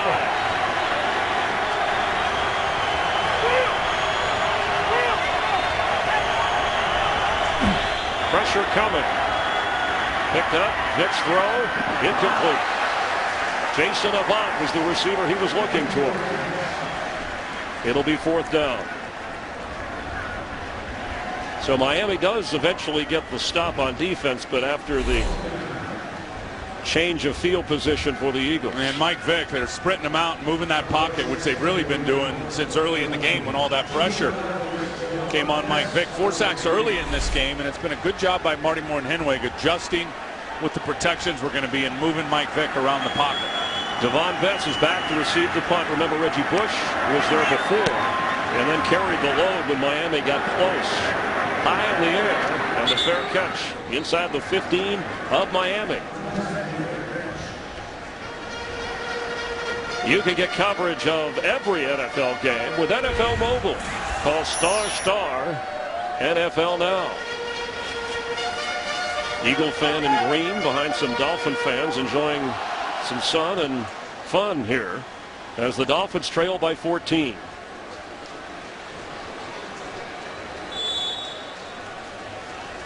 I'm not sure that was an Eagle fan. See the orange guy sitting next to him? I think that was that teal green he was trying to work. That looked like Eagles. He's going to be mad at you. Here comes a flag. Across the 20 is Reggie Bush. Yeah, this is going to be holding, I believe, on. And they're locked up. They're still down inside the 10-yard line. Mike Pouncey was just had his arms wrapped around and hugging Derek Landry. Holding. Offense number 51. Back to distance to the goal.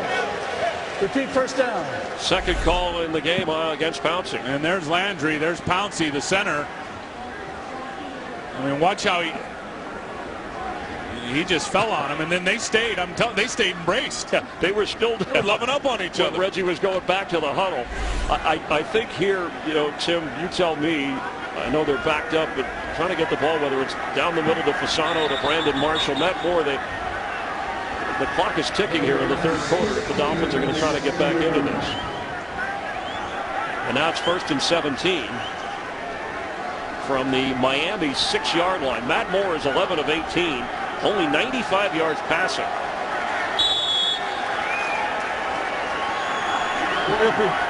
Tell you the guy that's just been shut down today, Brian Hartline. Asante Samuel, Hartline doesn't have a catch. Reggie Bush with a carry. Wow, that was a tough run, knocking the defender back across the 15, Vasilio Hansen. Well, this is the tougher Reggie Bush that I talked about. Forget the scat back and trying to jump sideways and elude contact. Reggie has looked for contact this year. I mean, this is a great cut here, but now watch him put his head down and run over Vasilio Hansen and just eject him. Reggie's always been, you know, known that he could do this. I think his thought process now is forget the home run in pro football. Think 4. Getting 4 yards, you'd be surprised how many times you get 40. They need 7. Tipped away by Brian Roll. The pressure, correction on that. He put the pressure on Matt Moore, who is in pain, slow to get up. No flag on the play. Richie Incognito's telling him, stay off. We don't want to lose him for a play. And then he changed it. Come on, he needs help. J.P. Lossman, former first-round pick out of Tulane with Buffalo and the Raiders in Seattle, the backup, active for the Dolphins. Remember, Matt Moore had some ribs earlier in the year that were bothering him, somewhere around week 6 or 7. Here's Brian Roll right here coming on the pressure.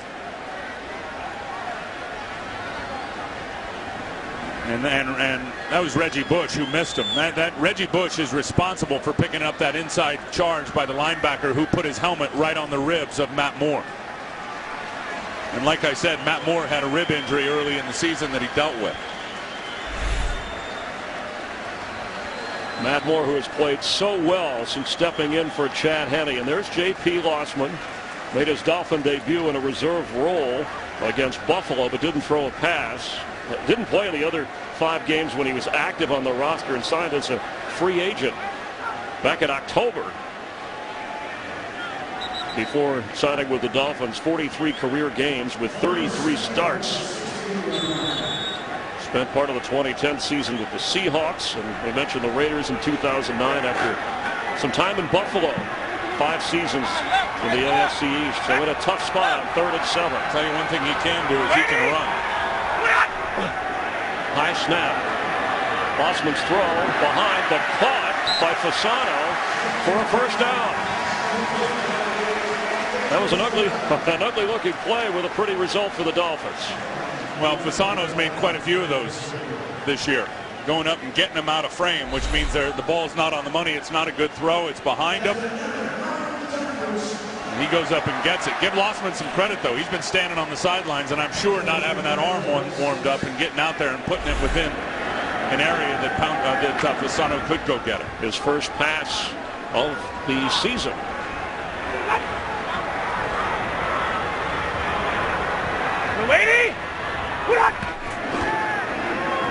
Reggie Bush cuts to the outside. Brought down from behind. And a hustling play, or he might have gotten more from Brian Roll. What a wicked cut. And great vision by Reggie Bush. He's going to read Trent Cole right here, who Fasano ends up wiping down the line of scrimmage. Watch how Reggie sees it and then bounces it right outside. Bang, right there. A 12-yard run for a first down. 77 yards rushing for Reggie Bush, who has a couple of 100-yard rushing games this year, and again more rushing yards this season than at any other season in his career. And a career high, Chris, in carries in terms of running the football, rush attempts. Bush straight ahead across the 45-yard line. Kurt Coleman brought him down near another first down, about 1.5 yards short, as the Dolphins will wind up the 3rd quarter trailing by 14, but with the football and with their backup quarterback, J.P. Lossman, in for the injured Matt Moore. It's the end of 3. Eagles lead the Dolphins. Fox NFL Sunday continues in a moment. The Dolphins trail by 14, but have the football on 2nd down from the 46. And Reggie Bush, only 17 yards rushing in the first half, 7 carries, 68 yards so far in the second half.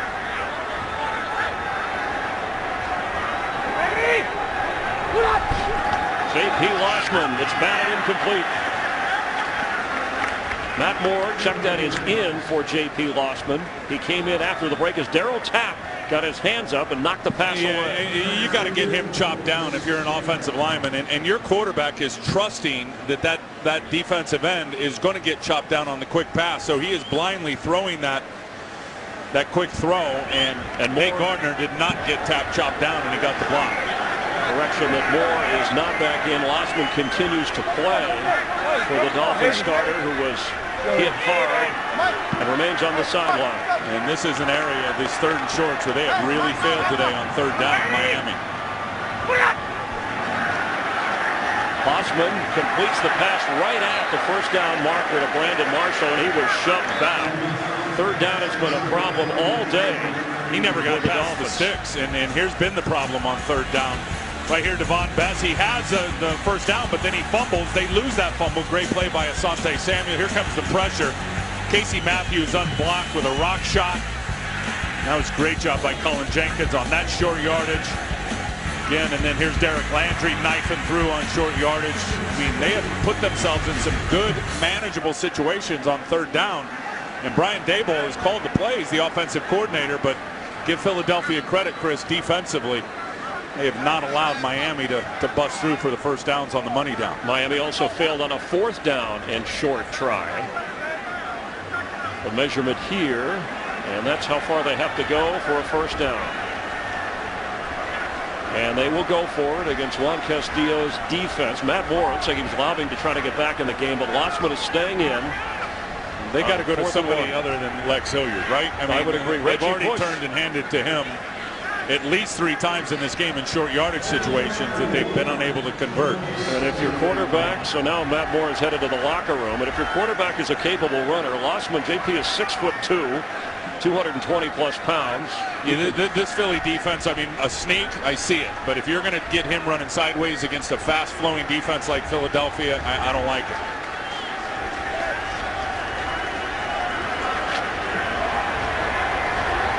Yeah, they're going to spread him out by formation and turn and hand it to Reggie Bush. 4th down. Brandon Marshall on the right. Hartline is on the left. And you can see Philadelphia's got everybody in the box to defend the run.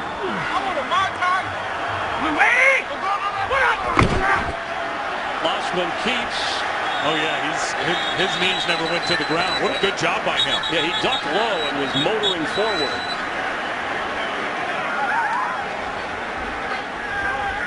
The lines on the field are just kind of a gauge. The officials will use the chains officially if it's that close to measure. Boy, Reggie is animated. Look at Reggie Bush down there. Oh, that's a bad spot based on what I saw from up here and the way Lossman was just pile driving through low.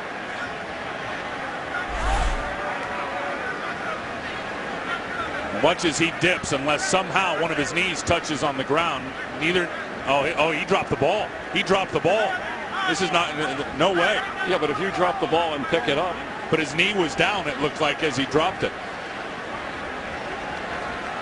Yeah, his knee's still on the ground as he got control of that football. This is going to be Philadelphia ball. That's probably why the spot is where it is.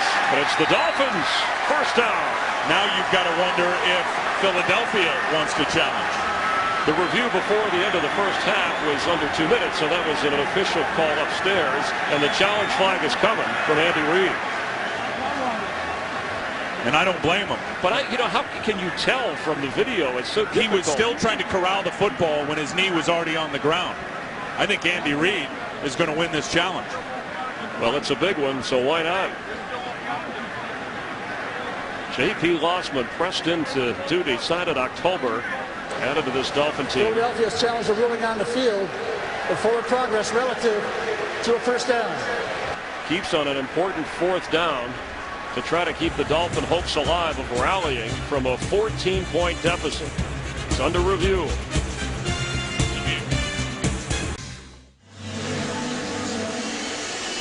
Ruling on the field is first down Dolphins, challenged by Andy Reid. Let's bring in Mike Pereira, our Fox Rules analyst, and get his view as the officials check this out. Mike? Hey, Tim got right on this thing as soon as you saw the ball was loose. He then does recover with the knee on the ground, but can you really see that he was touched when he then moved forward after that? So, I hate these little dives into the middle and plunges up the middle because it's so hard actually to come up with anything definitively. And, in the mode where we are now, I like the ruling on the field stands here too, because you just can't see for sure whether he is touched at that Now, moment. Mike, they do have the ability in the review box up here to stop it, right, to see if there is any green jersey that's touching Lossman as he drops it and then now recovers it there, the knee's down. But you can't tell. It looked like Trent Cole from behind, and they could jog it and stop it, right, Mike, to see if Trent Cole's actually touching him at that point.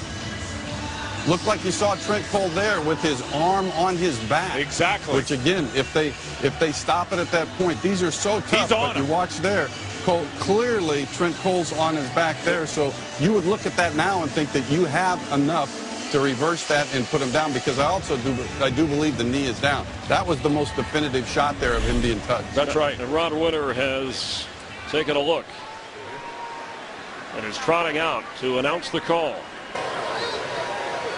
After review, the quarterback muffed the snap. He repossessed the ball with 2 knees on the ground, was touched down by number 58 of the defense. He is short of the line to gain. The ball is dead at the 47-yard line. It's 1st and 10, Philadelphia. Philadelphia is not charged with a timeout. A terrific challenge. Thank you, Mike Pereira and Tim Ryan, pointing out Trent Cole's arm on the spot. And that spot turns it over to the Philadelphia Eagles with 14:19 to play in the 4th quarter. Thank you, Mike Pereira. You're awesome, bro. And so is the Eagle defense. And the Dolphins have to do something about short yardage, because that has cost them in this game. Well, you know, I just don't know how you don't turn and hand it to Reggie Bush, who has been slamming it up inside. Especially they were able to spread him out by formation. Turn and give it to Reggie, who's had a big second half. You know, J.P. Lossman fumbled the snap. He hasn't been in games that often, and we got word from the Dolphins sideline, Matt Moore shaken up on questionable return for the Dolphins quarterback, who was starting his 9th consecutive game, most in his NFL career. And Michael Vick back for the first time in 3 games. Now what you want up 2 touchdowns is for this zone running scheme that Howard Mudd loves in your big-time rushing attack to be able to take over and chew up this clock.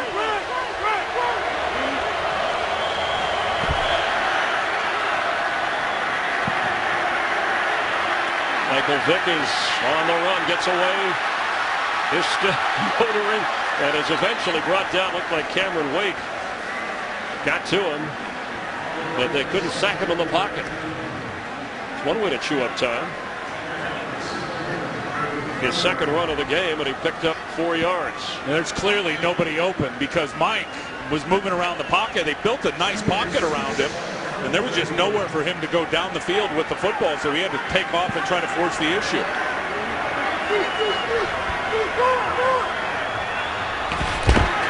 McCoy, his 18th carry, pushed back, trying to find room, and Carlos Dansby would not let him get away. It'll be 3rd down. Well, good job by Dansby. 58, he's all the way over. Play with McCoy getting shut down right there. It's Dansby that starts it, and now Dansby's going to be the one that finishes it. Perfect. 5-yard loss, 3rd and 11.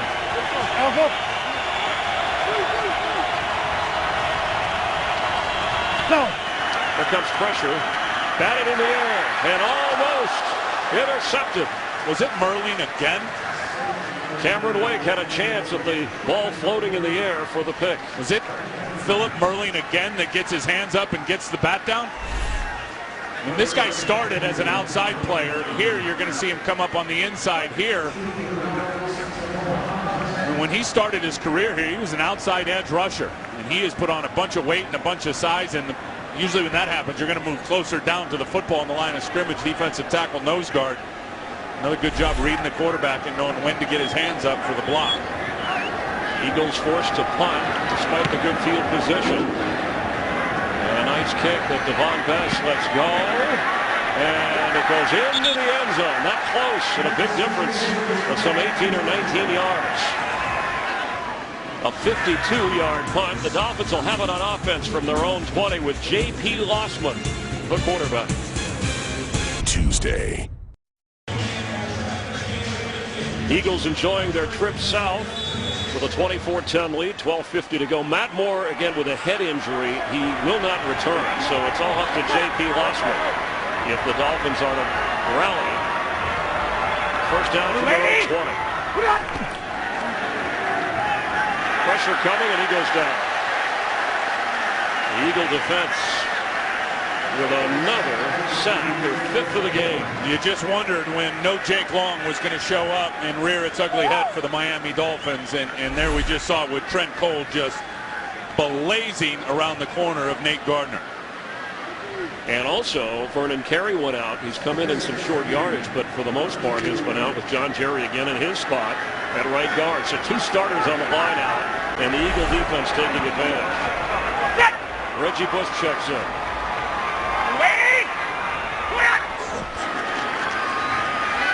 He has the football and nowhere to go. Asante Samuel runs him back into the end zone.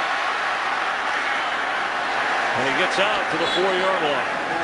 Great awareness of Reggie, knowing that the whistle didn't blow and his forward progress wasn't stopped. He knew he was back in the end zone and better get out, and was able to save it and not get tackled for a safety. 3rd and long. There's a guy who's been under fire.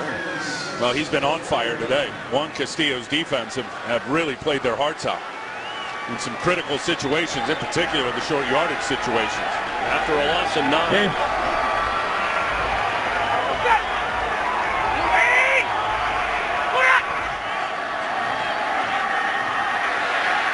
Reggie Bush has it.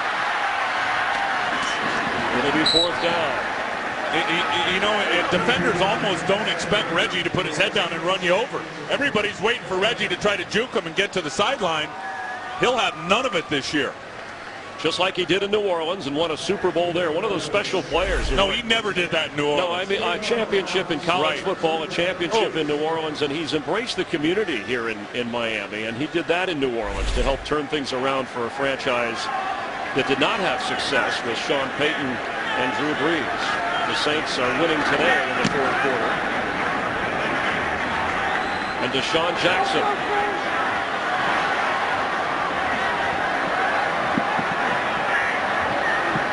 He's brought down at the 31-yard line of Philadelphia. 10:35 to go in the 4th quarter. The Eagles, with faint playoff hopes, they're still alive. The Eagles with a 14-point lead on the football. 10:35 to go. If Philadelphia wins out, the Giants go 2-2 and the Cowboys go 1-3 the rest of the way, and they play later tonight. Then the Eagles, through tiebreakers, if other things happen, would win the NFC East. It was talked about this week, not a lot by the coaches, but some of the Eagle players said it has to start with a win here.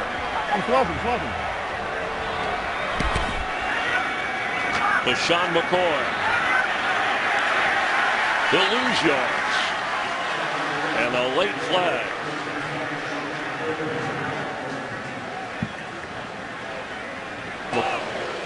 When the runner's on the ground, personal foul, unnecessary roughness, number 96, defense. Elbow to the ribs of the runner on the ground. 15 yards, 1st down.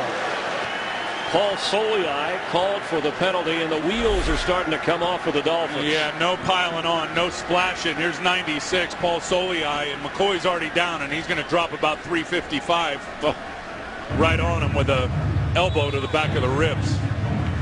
McCoy only weighs about 200 pounds. LaShawn did have 2 touchdowns in the first half, and that penalty sets up the Eagles at the 43 and 1st down. You got to figure you just keep handing it to LaShawn McCoy, and he's eventually going to pop a big one. Vick sets up to throw instead, and to Deshaun Jackson. Looked like it bounced. Mike Vick never set his feet. I mean, he just threw that off his back foot, and he skipped it into Deshaun Jackson. It was good blitz pickup, though, by LaShawn McCoy. And up 14, I don't want to say play it safe for Philadelphia because they'd love to spread you out and throw the football, but already Chris being sacked 4 times in this game, and the ability of the Miami Dolphins, who will be looking for a turnover to send pressure and get all over your quarterback. You may want to think about protecting Mike Vick a little bit here and just letting LaShawn McCoy handle it for you. What do you got?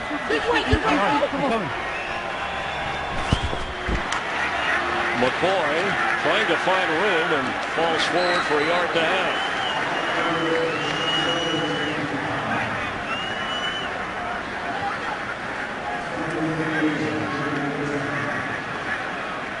The Dolphin defense has dug in since the Deshaun Jackson touchdown.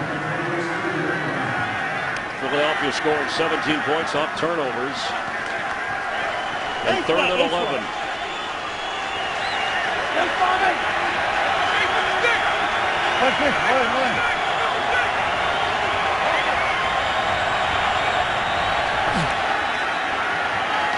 Nick sets up to throw. Incomplete. There was pressure from Jason Taylor, and the Eagles are forced to punt. Yeah, and that's what you don't want is Mike Vick in a 14-point game with third and long situations getting pounced on by a couple of defensive linemen. Tell you what was interesting, too, coming into the game today, Philadelphia, they'd only given up 21 sacks. I mean, protection had not been a major problem. I know Vic had gotten hit a lot, but the sack numbers are way down in terms of what people have done to their offense. Henry's boots. Devon Best, fair catch at the 8-yard line. You get the impression with J.P. Lossman in for Matt Moore that the Dolphin offense has to go somewhere for some results. Howard Budd working with that offensive line. It's been a tough go today. you wave the sheet at him 3 times and then you throw it out. Be careful with that cane of his. On first down, Lossman in the end zone. There's a flag and he goes down. Yeah, and this is going to be a hold, so either way it's a safety. And the Eagles are signaling safety. Unless it's illegal hands to the face by a Philadelphia Eagle. And Philip Hunt got to J.P. Lossman. Darryl Tapp in pain. Yeah, the only thing that will save Miami here is a defensive penalty and a hands to the face. And I'm not so sure that's going to be the call.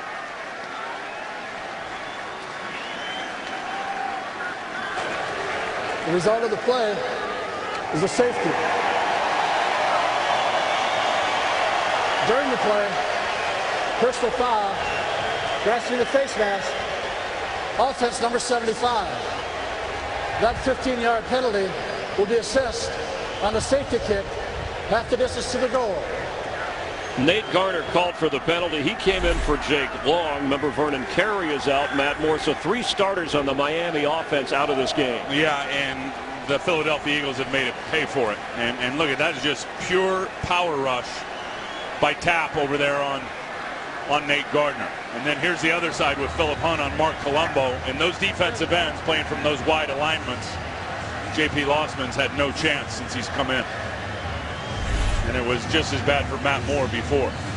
Darryl Tapp getting some attention from the medical staff, and the 2-point safety makes it a 26-10 Eagle advantage. This defense, I mean, completely different playing with the lead and Juan Castillo's group. I mean, they're undersized, they're quick, they're going to out-quick you, and when they know they're rushing the passer, unless you just keep 7 guys in to protect and try to double team those ends, they're going to get to your quarterback. That's the 6th sack of the game for the Eagles. Their last safety, by the way, 2009, when Cadillac Williams was tackled in the end zone by Darren Howard.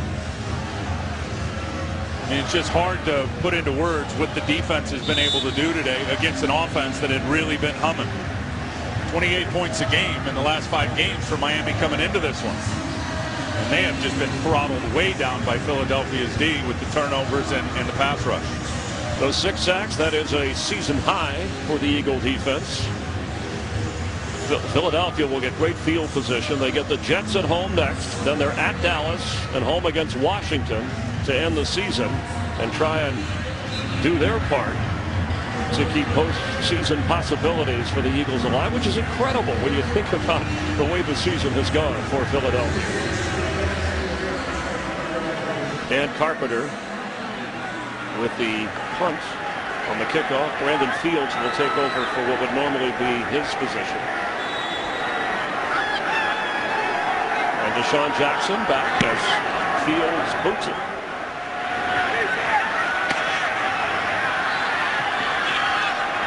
Deshaun Jackson running across the 25-yard line. The Eagles will take over on offense with just under 9 minutes to play. On Friday, January 6th, one of the most anticipated bowl games of the season. Kansas State ranked 8th against Arkansas, 6th ranked. It's the only Big 12 SEC showdown, and our coverage of the 76th Cotton Bowl Classic will come to you live from Cowboy Stadium, 8 Eastern, 5 Pacific, January 6th in high definition on Fox. And the Dolphin miscues today. 2 fumbles lost, the safety, 5 sacks. Their defense has played well. You could add another sack most recently, so that should be 6 sacks. As McCoy carries. This may be the best game I've ever seen Philip Merlin play for the Miami Dolphins. Seriously, a high pick. It was a big disappointment. He's had some significant injuries. He hasn't even been active for a good portion of games this year, and he is making his presence felt. Second Second-round draft pick Tim out of Clemson in his 4th year. Some fans that are here are still chanting. Their defense has played very well. And I think the Eagle defense is one of the better games I've seen them play. It's the best game I've seen their defense play this year. Okay.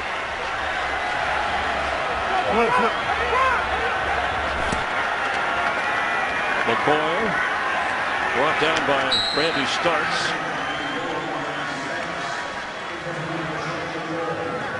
It'll be 3rd down.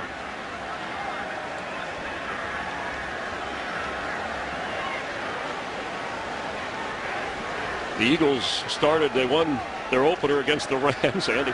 Then they lost 4 in a row. Talking to Andy yesterday, he said he's never been through anything like this, but he also said we're about to get it right. He said we win tomorrow. He said he was adamant about that. We're going to put on a show, he told me. Yep. Lucy. And enough to win.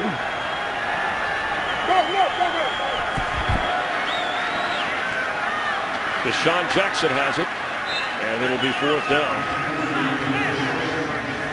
And after they had lost those 4 in a row, they beat, and these will be important through the tiebreaker. They beat Washington and Dallas in back-to-back games in their division before that loss to Chicago and then Arizona when Michael Vick got hurt. Well, 3-1 in the division. It speaks for itself, and you said it. I mean, and now they're going to need help. They're going to need to win out. We've shown it a few times today. They're going to need to win out, and they're going to need some help for Dallas to go 1-3 and the Giants to go 2-2, and they'll win the division at 8-8. It's incredible. The NFC playoff picture as the Dolphins use one of their 3 timeouts, so they will have 2 remaining. 2 teams have already clinched their division, and that's Green Bay. They play later today. By the way, the perfect season, we'll get you Don Shula's comments on that. And you see New Orleans, they are a minute 45 away from winning. And then that Dallas NFC East Giants battle, they play tonight. Who knows what's going to happen there? Do you see what Atlanta's doing in that comeback against Carolina? Are you kidding me? They're up 31-23 with 2 minutes to go. And how about this? You know, Michael Vick was saying this week that, you know, leadership, we use the term with the quarterback position, but when he's out injured, that also affects the kind of leader he can be. And look, bottom line is this. His offensive line has not had a good day with protecting him or opening running lanes for LaShawn McCoy. And Reggie Bush checks back in, trying to make something happen for the Dolphins. He lets it go. And that's a tough break because it'll go inside the 15-yard line. 26-10 with just over 7 minutes to go. Well, the Eagles, you know, the question is, you are what your record is. Do they look like a playoff team to you? You've watched them through the year. I'll tell you one thing. Their offensive line doesn't look like a playoff offensive line today. Defensively, they're having a whale of a football game. They do control their own destiny. They've got all their weapons back. They can get hot in a hiccup. They're a good football team. And I know everyone talks about them being young and all that. Forget it. It's about ball security. It's about ball control in terms of keeping the football and not having the turnovers. And we know they were worse in the league coming into this game today, and they've had a few today as well. And when they're healthy, their offense obviously can play with anybody. As the handoff straight up the middle to Reggie Bush. They control their own destiny to a point. They still need... Well, they need help. Because if the Giants or Dallas win out one of those teams, although they all play each other, which increases the possibility that you can have that scenario. But you know what? If you win out and controlling your own destiny in terms of the perception, because if this team wins out, I'm telling you, it takes all the heat off of Andy Reid and Juan Castillo and the rest of them. Lossman goes down at the 15. Here comes a flag. That's another sack. Trent Cole got in for what would be the 7th, unless this penalty negates that, by Philadelphia.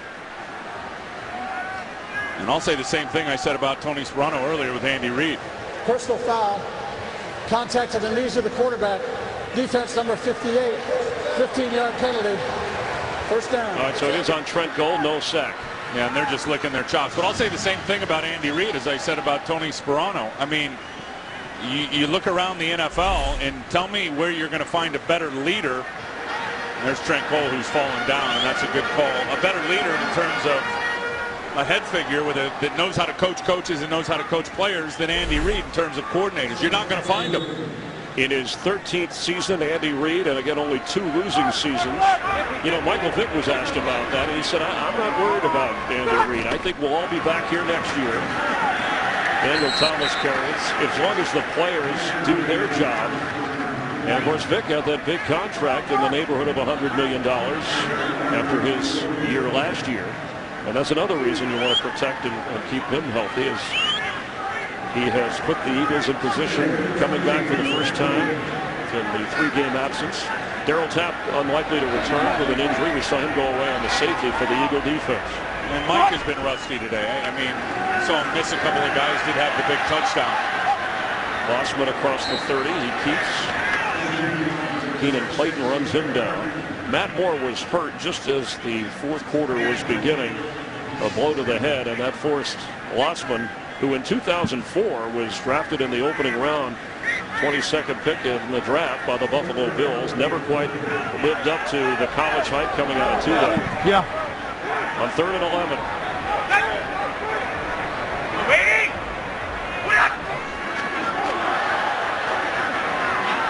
For Fasano, who hangs on at the 45 of the Eagles. A high snap, an awkward play, but a good result for the Dolphins. And made the quarterback look good there, did Fasano, just sneaking around Clayton, who was in great coverage. But Anthony never took his eyes off the ball. And watch this right from his perspective, the middle of the field. Watch him slip around Clayton right there and reach out and get him. A gain of 25. There's a flag out in the backfield as Hartline makes his first catch of the game. I think they're going to get a hit on Yoselio Hansen for planting his helmet on the side of the helmet of Matt Moore, is what it looked like. Of Lossman, you mean? Personal foul. Roughing the passer. Defense number 21. Contact at the head of the quarterback. Half the distance to the goal. That is the right call. And so Tim, that'll, after the gain of 24, they'll tack on more yardage after the penalty. And you could see Hansen here coming on a blitz, and he's just going to leap and just put his face mask right through the ear hole of J.P. Lossman. That was an easy call. And then here's the catch. Nice comeback, good adjustment. J.P. Lossman throwing the back shoulder fade and a good adjustment. That one's hard to stop now for corners. It was good coverage, but the throw and then the adjustment by Hartline made it possible for him to get the catch. That's why the NFL is great theater. When J.P. Lossman, when the day began, he had no idea that he would be called upon to try and rally the team against the Eagles. On 1st and 10. The throw is high and incomplete. Marshall was open at the 5.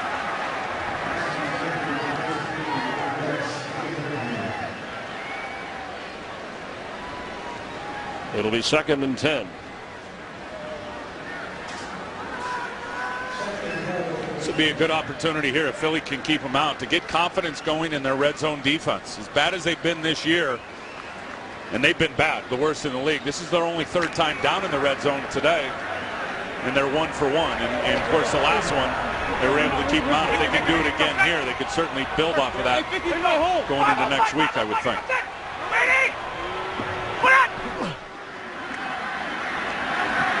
Incomplete. There's a flag down at the 20. They're going to probably get Hunt for coming low on the quarterback, trying to turn the corner. Either that or a hold on the left tackle. We'll see.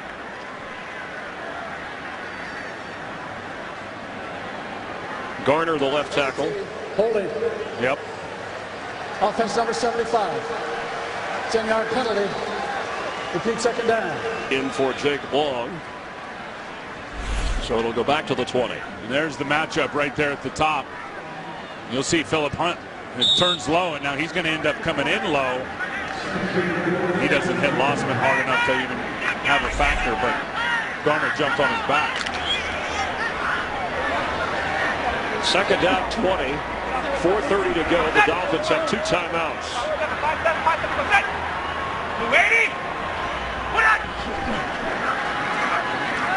He waited, he's throwing, he's open. Brandon Marshall could not hold on. And a nice late defensive recovery over there by Nate Allen.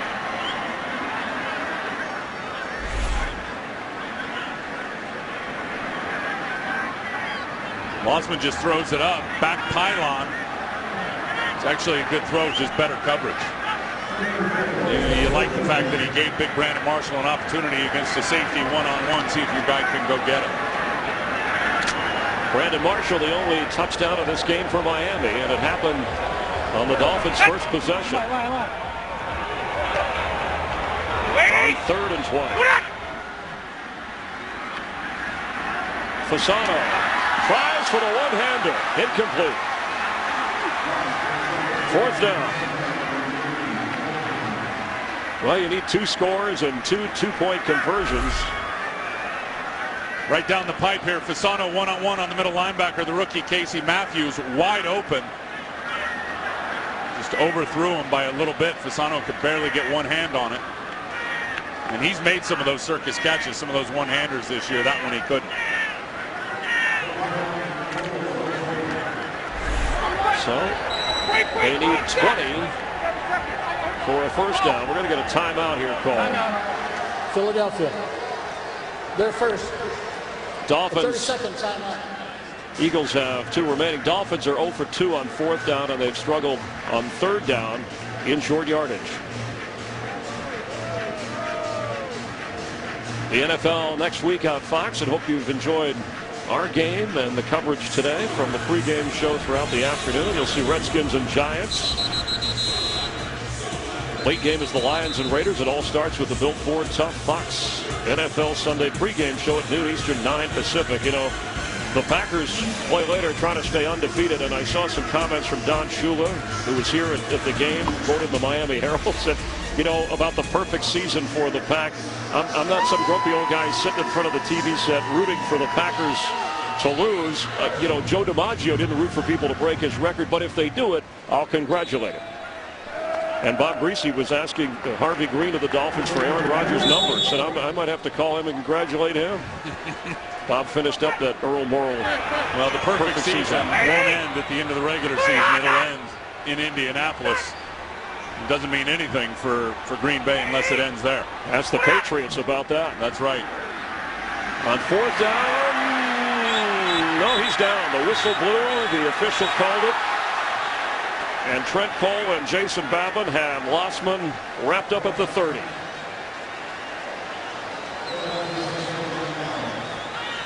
We've had a few of those Sunday afternoon meetings at the quarterback, both of those defensive ends today.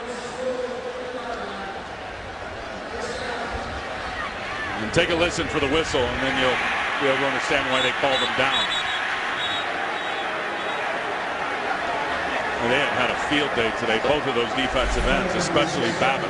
That is the 8th sack of this game for the Eagles. Worth standing and clapping about. And you know who loves it more than anybody? Jim Washburn, their defensive line coach, standing over on the sideline. Tony Sperano frustrated with injuries on the offensive line. His team had been playing so well. And then, of course, Matt Moore with a head injury. And J.P. Lossman thrown into the fire against a fired-up Philadelphia defense.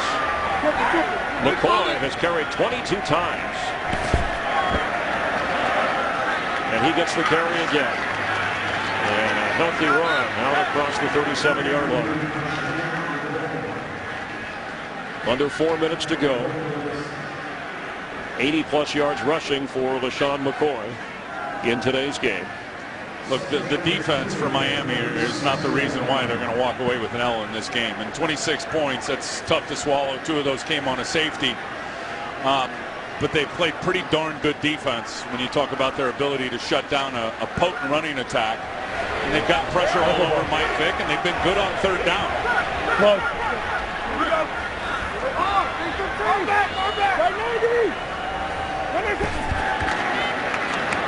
McCoy carries again up near the 40, near a first down. You know, we've seen the running game. How about the record that Dan Marino owns for passing yardage in a single season of 5,084? And there right now are at least 3 quarterbacks, Drew Brees, Tom Brady, and Aaron Rodgers, who are threatening that mark. Brees already through 12 games hit the 4,000 mark. The Saints won again today. That's a record. You talk about records that may fall. That may fall by a quarterback or 2 this season. Incredible. You know, you talk about the 4,000-yard threshold. Those are coming certainly a lot more frequent than they ever did before in this league that's become a passing league. McCoy gets the first down and stays in bounds And you talk about on a game-by-game basis, 300 yards may be the, 350 may be the new 300. Coming into the game, this is where the yardage marks were of the guys we mentioned that could threaten that record. And of course, after the weekend, we'll total up the yardage. And 3 regular season games remain after this weekend. Drew Brees will finish at home in the Dome against Carolina and Cam Newton. That timeout, by the way, Miami's. They have one. Now you got me curious. I would love to see what Brees did today in that game at Tennessee. We got to get that figured out. We'll check on the yardage because we also have Brady, who finished his game today. And of course, Aaron Rodgers plays a little bit later against the Raiders. 337 yards for Drew Brees. Right on pace to blow that record up. And Tom Brady, 357 yards. So 350 is the new 300.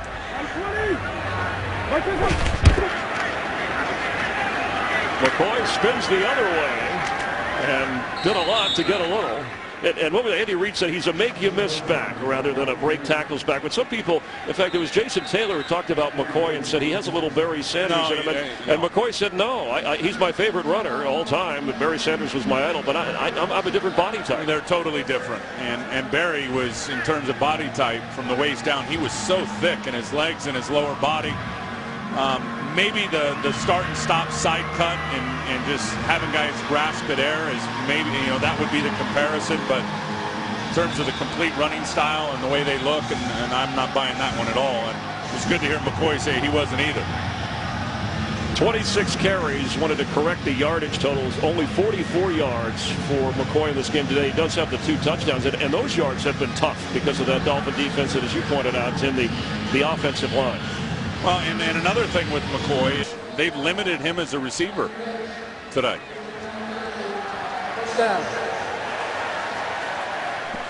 He did have 3 catches, and the catch you talked about helped get that offense going early in the game.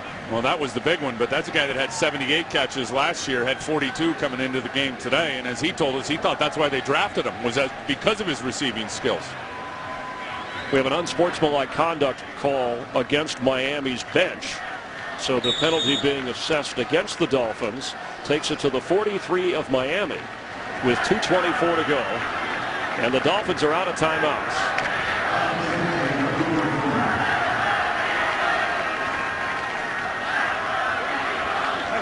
Good,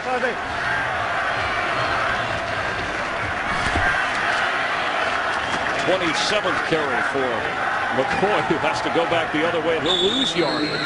He's had quite a few of those runs today where he's trying to make something happen, and he's ended up losing yards back near midfield. It's the 2-minute warning, seconds away, and the Eagles with a 26-10 lead are that far away from their 5th win of the year. We're talking about the great Hall of Famer Dan Marino and those numbers he put up for the Dolphins. This is including what Drew Brees and Tom Brady did in today's games that they played. Aaron Rodgers has yet to play. It's a little bit later, so you can see that game has just started. So even just 250 a game for Brees in the next 3 is going to do it. And that's a bad impressive day for him. And notice all 3 of those quarterbacks postseason bound and maybe Super Bowl. Frustrating day for Reggie Bush, who had 90 yards, much of that in the second half. And for LaShawn McCoy, a couple of touchdowns, battling for every inch. Ronnie Brown has checked in for the Eagles, the one-time Dolphin. He gets the carry, pushing inside the 45. For the Eagles, Michael Vick back. You said a little rusty. They had Jeremy Maclin back for at least part of the game. Dominic Rodgers-Cromartie back playing in the secondary. You get out of here with a win and you start to get your key people. It's a good feeling if you're an Eagle. It's absolutely a good feeling, and the best feeling is it's got to be for Juan Castillo. Say what you want about the offense and the weapons and a little choppy in terms of up and down. They did have the nice big throw to Deshaun Jackson for a touchdown. But defense is the big story today, clearly, for the Philadelphia Eagles. And they have put the hammer down on Miami, who were pretty red hot coming into this game, scoring 28 a game. This is Ronnie Brown. He wants to stay inbounds. Dolphins will next play the Buffalo Bills. And then they go to New England and the Jets as we have a flag down.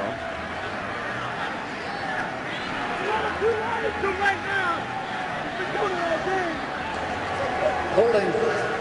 Offense. And penalty decline. Makes it 4th down. Our producer today, Mike Burks, Director Tom Yohe, Associate Director Brian Biederman, the broadcast associate, Matt Saldana, Kevin McCloskey, as always. Quick as our audio engineer on the switches. Buzz Swing on camera, John Safchinsky, we call him Saf. All the camera and technical crew headed by Frank Phillips, our tech director Tom Maslak.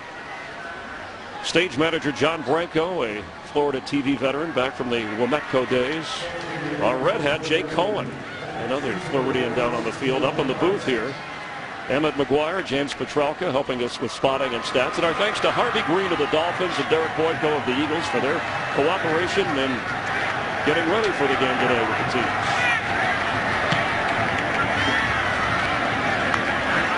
And the punt by Henry goes through the end zone. Harvey Green, one of the few public relations directors who sends you a letter with the information thanking you for coming to the game.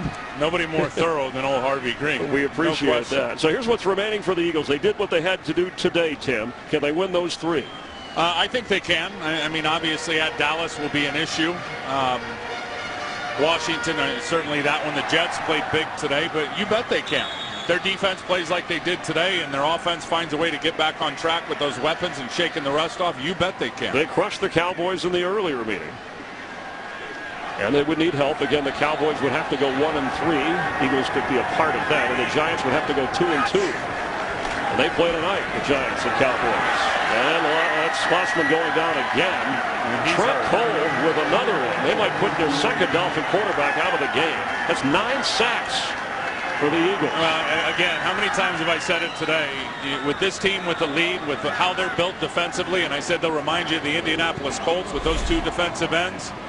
I mean, you got no chance out there on Trent Cole. Nate Gardner, I mean, it's been a turnstile today since Jake Long went out.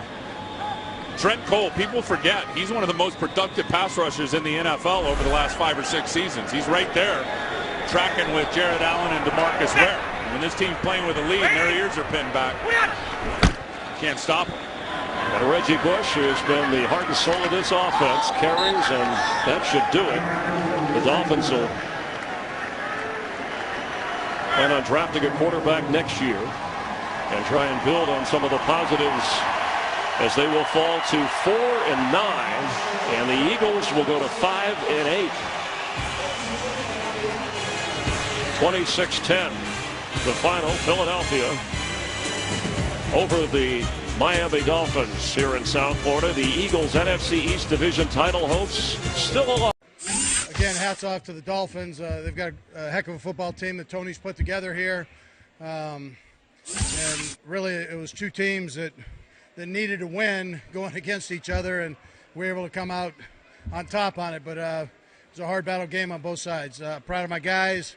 Proud of the defense. The defense stepped up with 9 sacks and 3 turnovers, or whatever it was, a safety.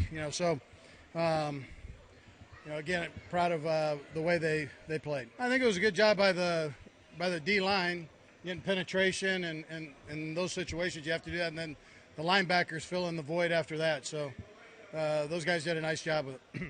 I thought he did a good job for the first time coming back after 3 weeks. So he started off, I thought, a little rusty, and then as it progressed, I thought the line kind of settled in, protected him well, and then he was doing better. Fans were unbelievable. Unbelievable. I mean, at times you almost felt like you're at home. So they were loud, they were aggressive right from the get-go. Yeah, that was I'm impressed. I was in a lot of pain, but the only thing I wanted to do was finish, get through the game. Did the best I could, and I'm just glad that the first half went the way it did. In the second half, we didn't make plays, but it'll get better. I just tried to hang in there. I don't want to make any excuses. I don't want to sit here and say my ribs was hurting, so I couldn't complete that pass because, it's no credibility behind that. I want to be, a stand-up guy, and, if it's something that could have been done better, I'll be able to watch the film and see what could have been done better. That's how games are won in this league. You know, the teams who have the most turnovers, you know, usually lose, and the teams who, you know, get the turnovers usually win, and that's just how it's been. So, you know, very, very proud of our guys, very proud of the defense. Got to give a lot of credit to them. They made this game. It feels good to win, to get a win, especially after being off for 3 weeks. You know, having the opportunity to come back and get a win on the road against a very tough defense. And, you know, if we can continue to play this way, but ultimately get better on offense, then, you know, I think we'll have a chance at you know, winning the next 3 games. But, you know, it's going to be tough. It's going to be a challenge. It's not going to be easy.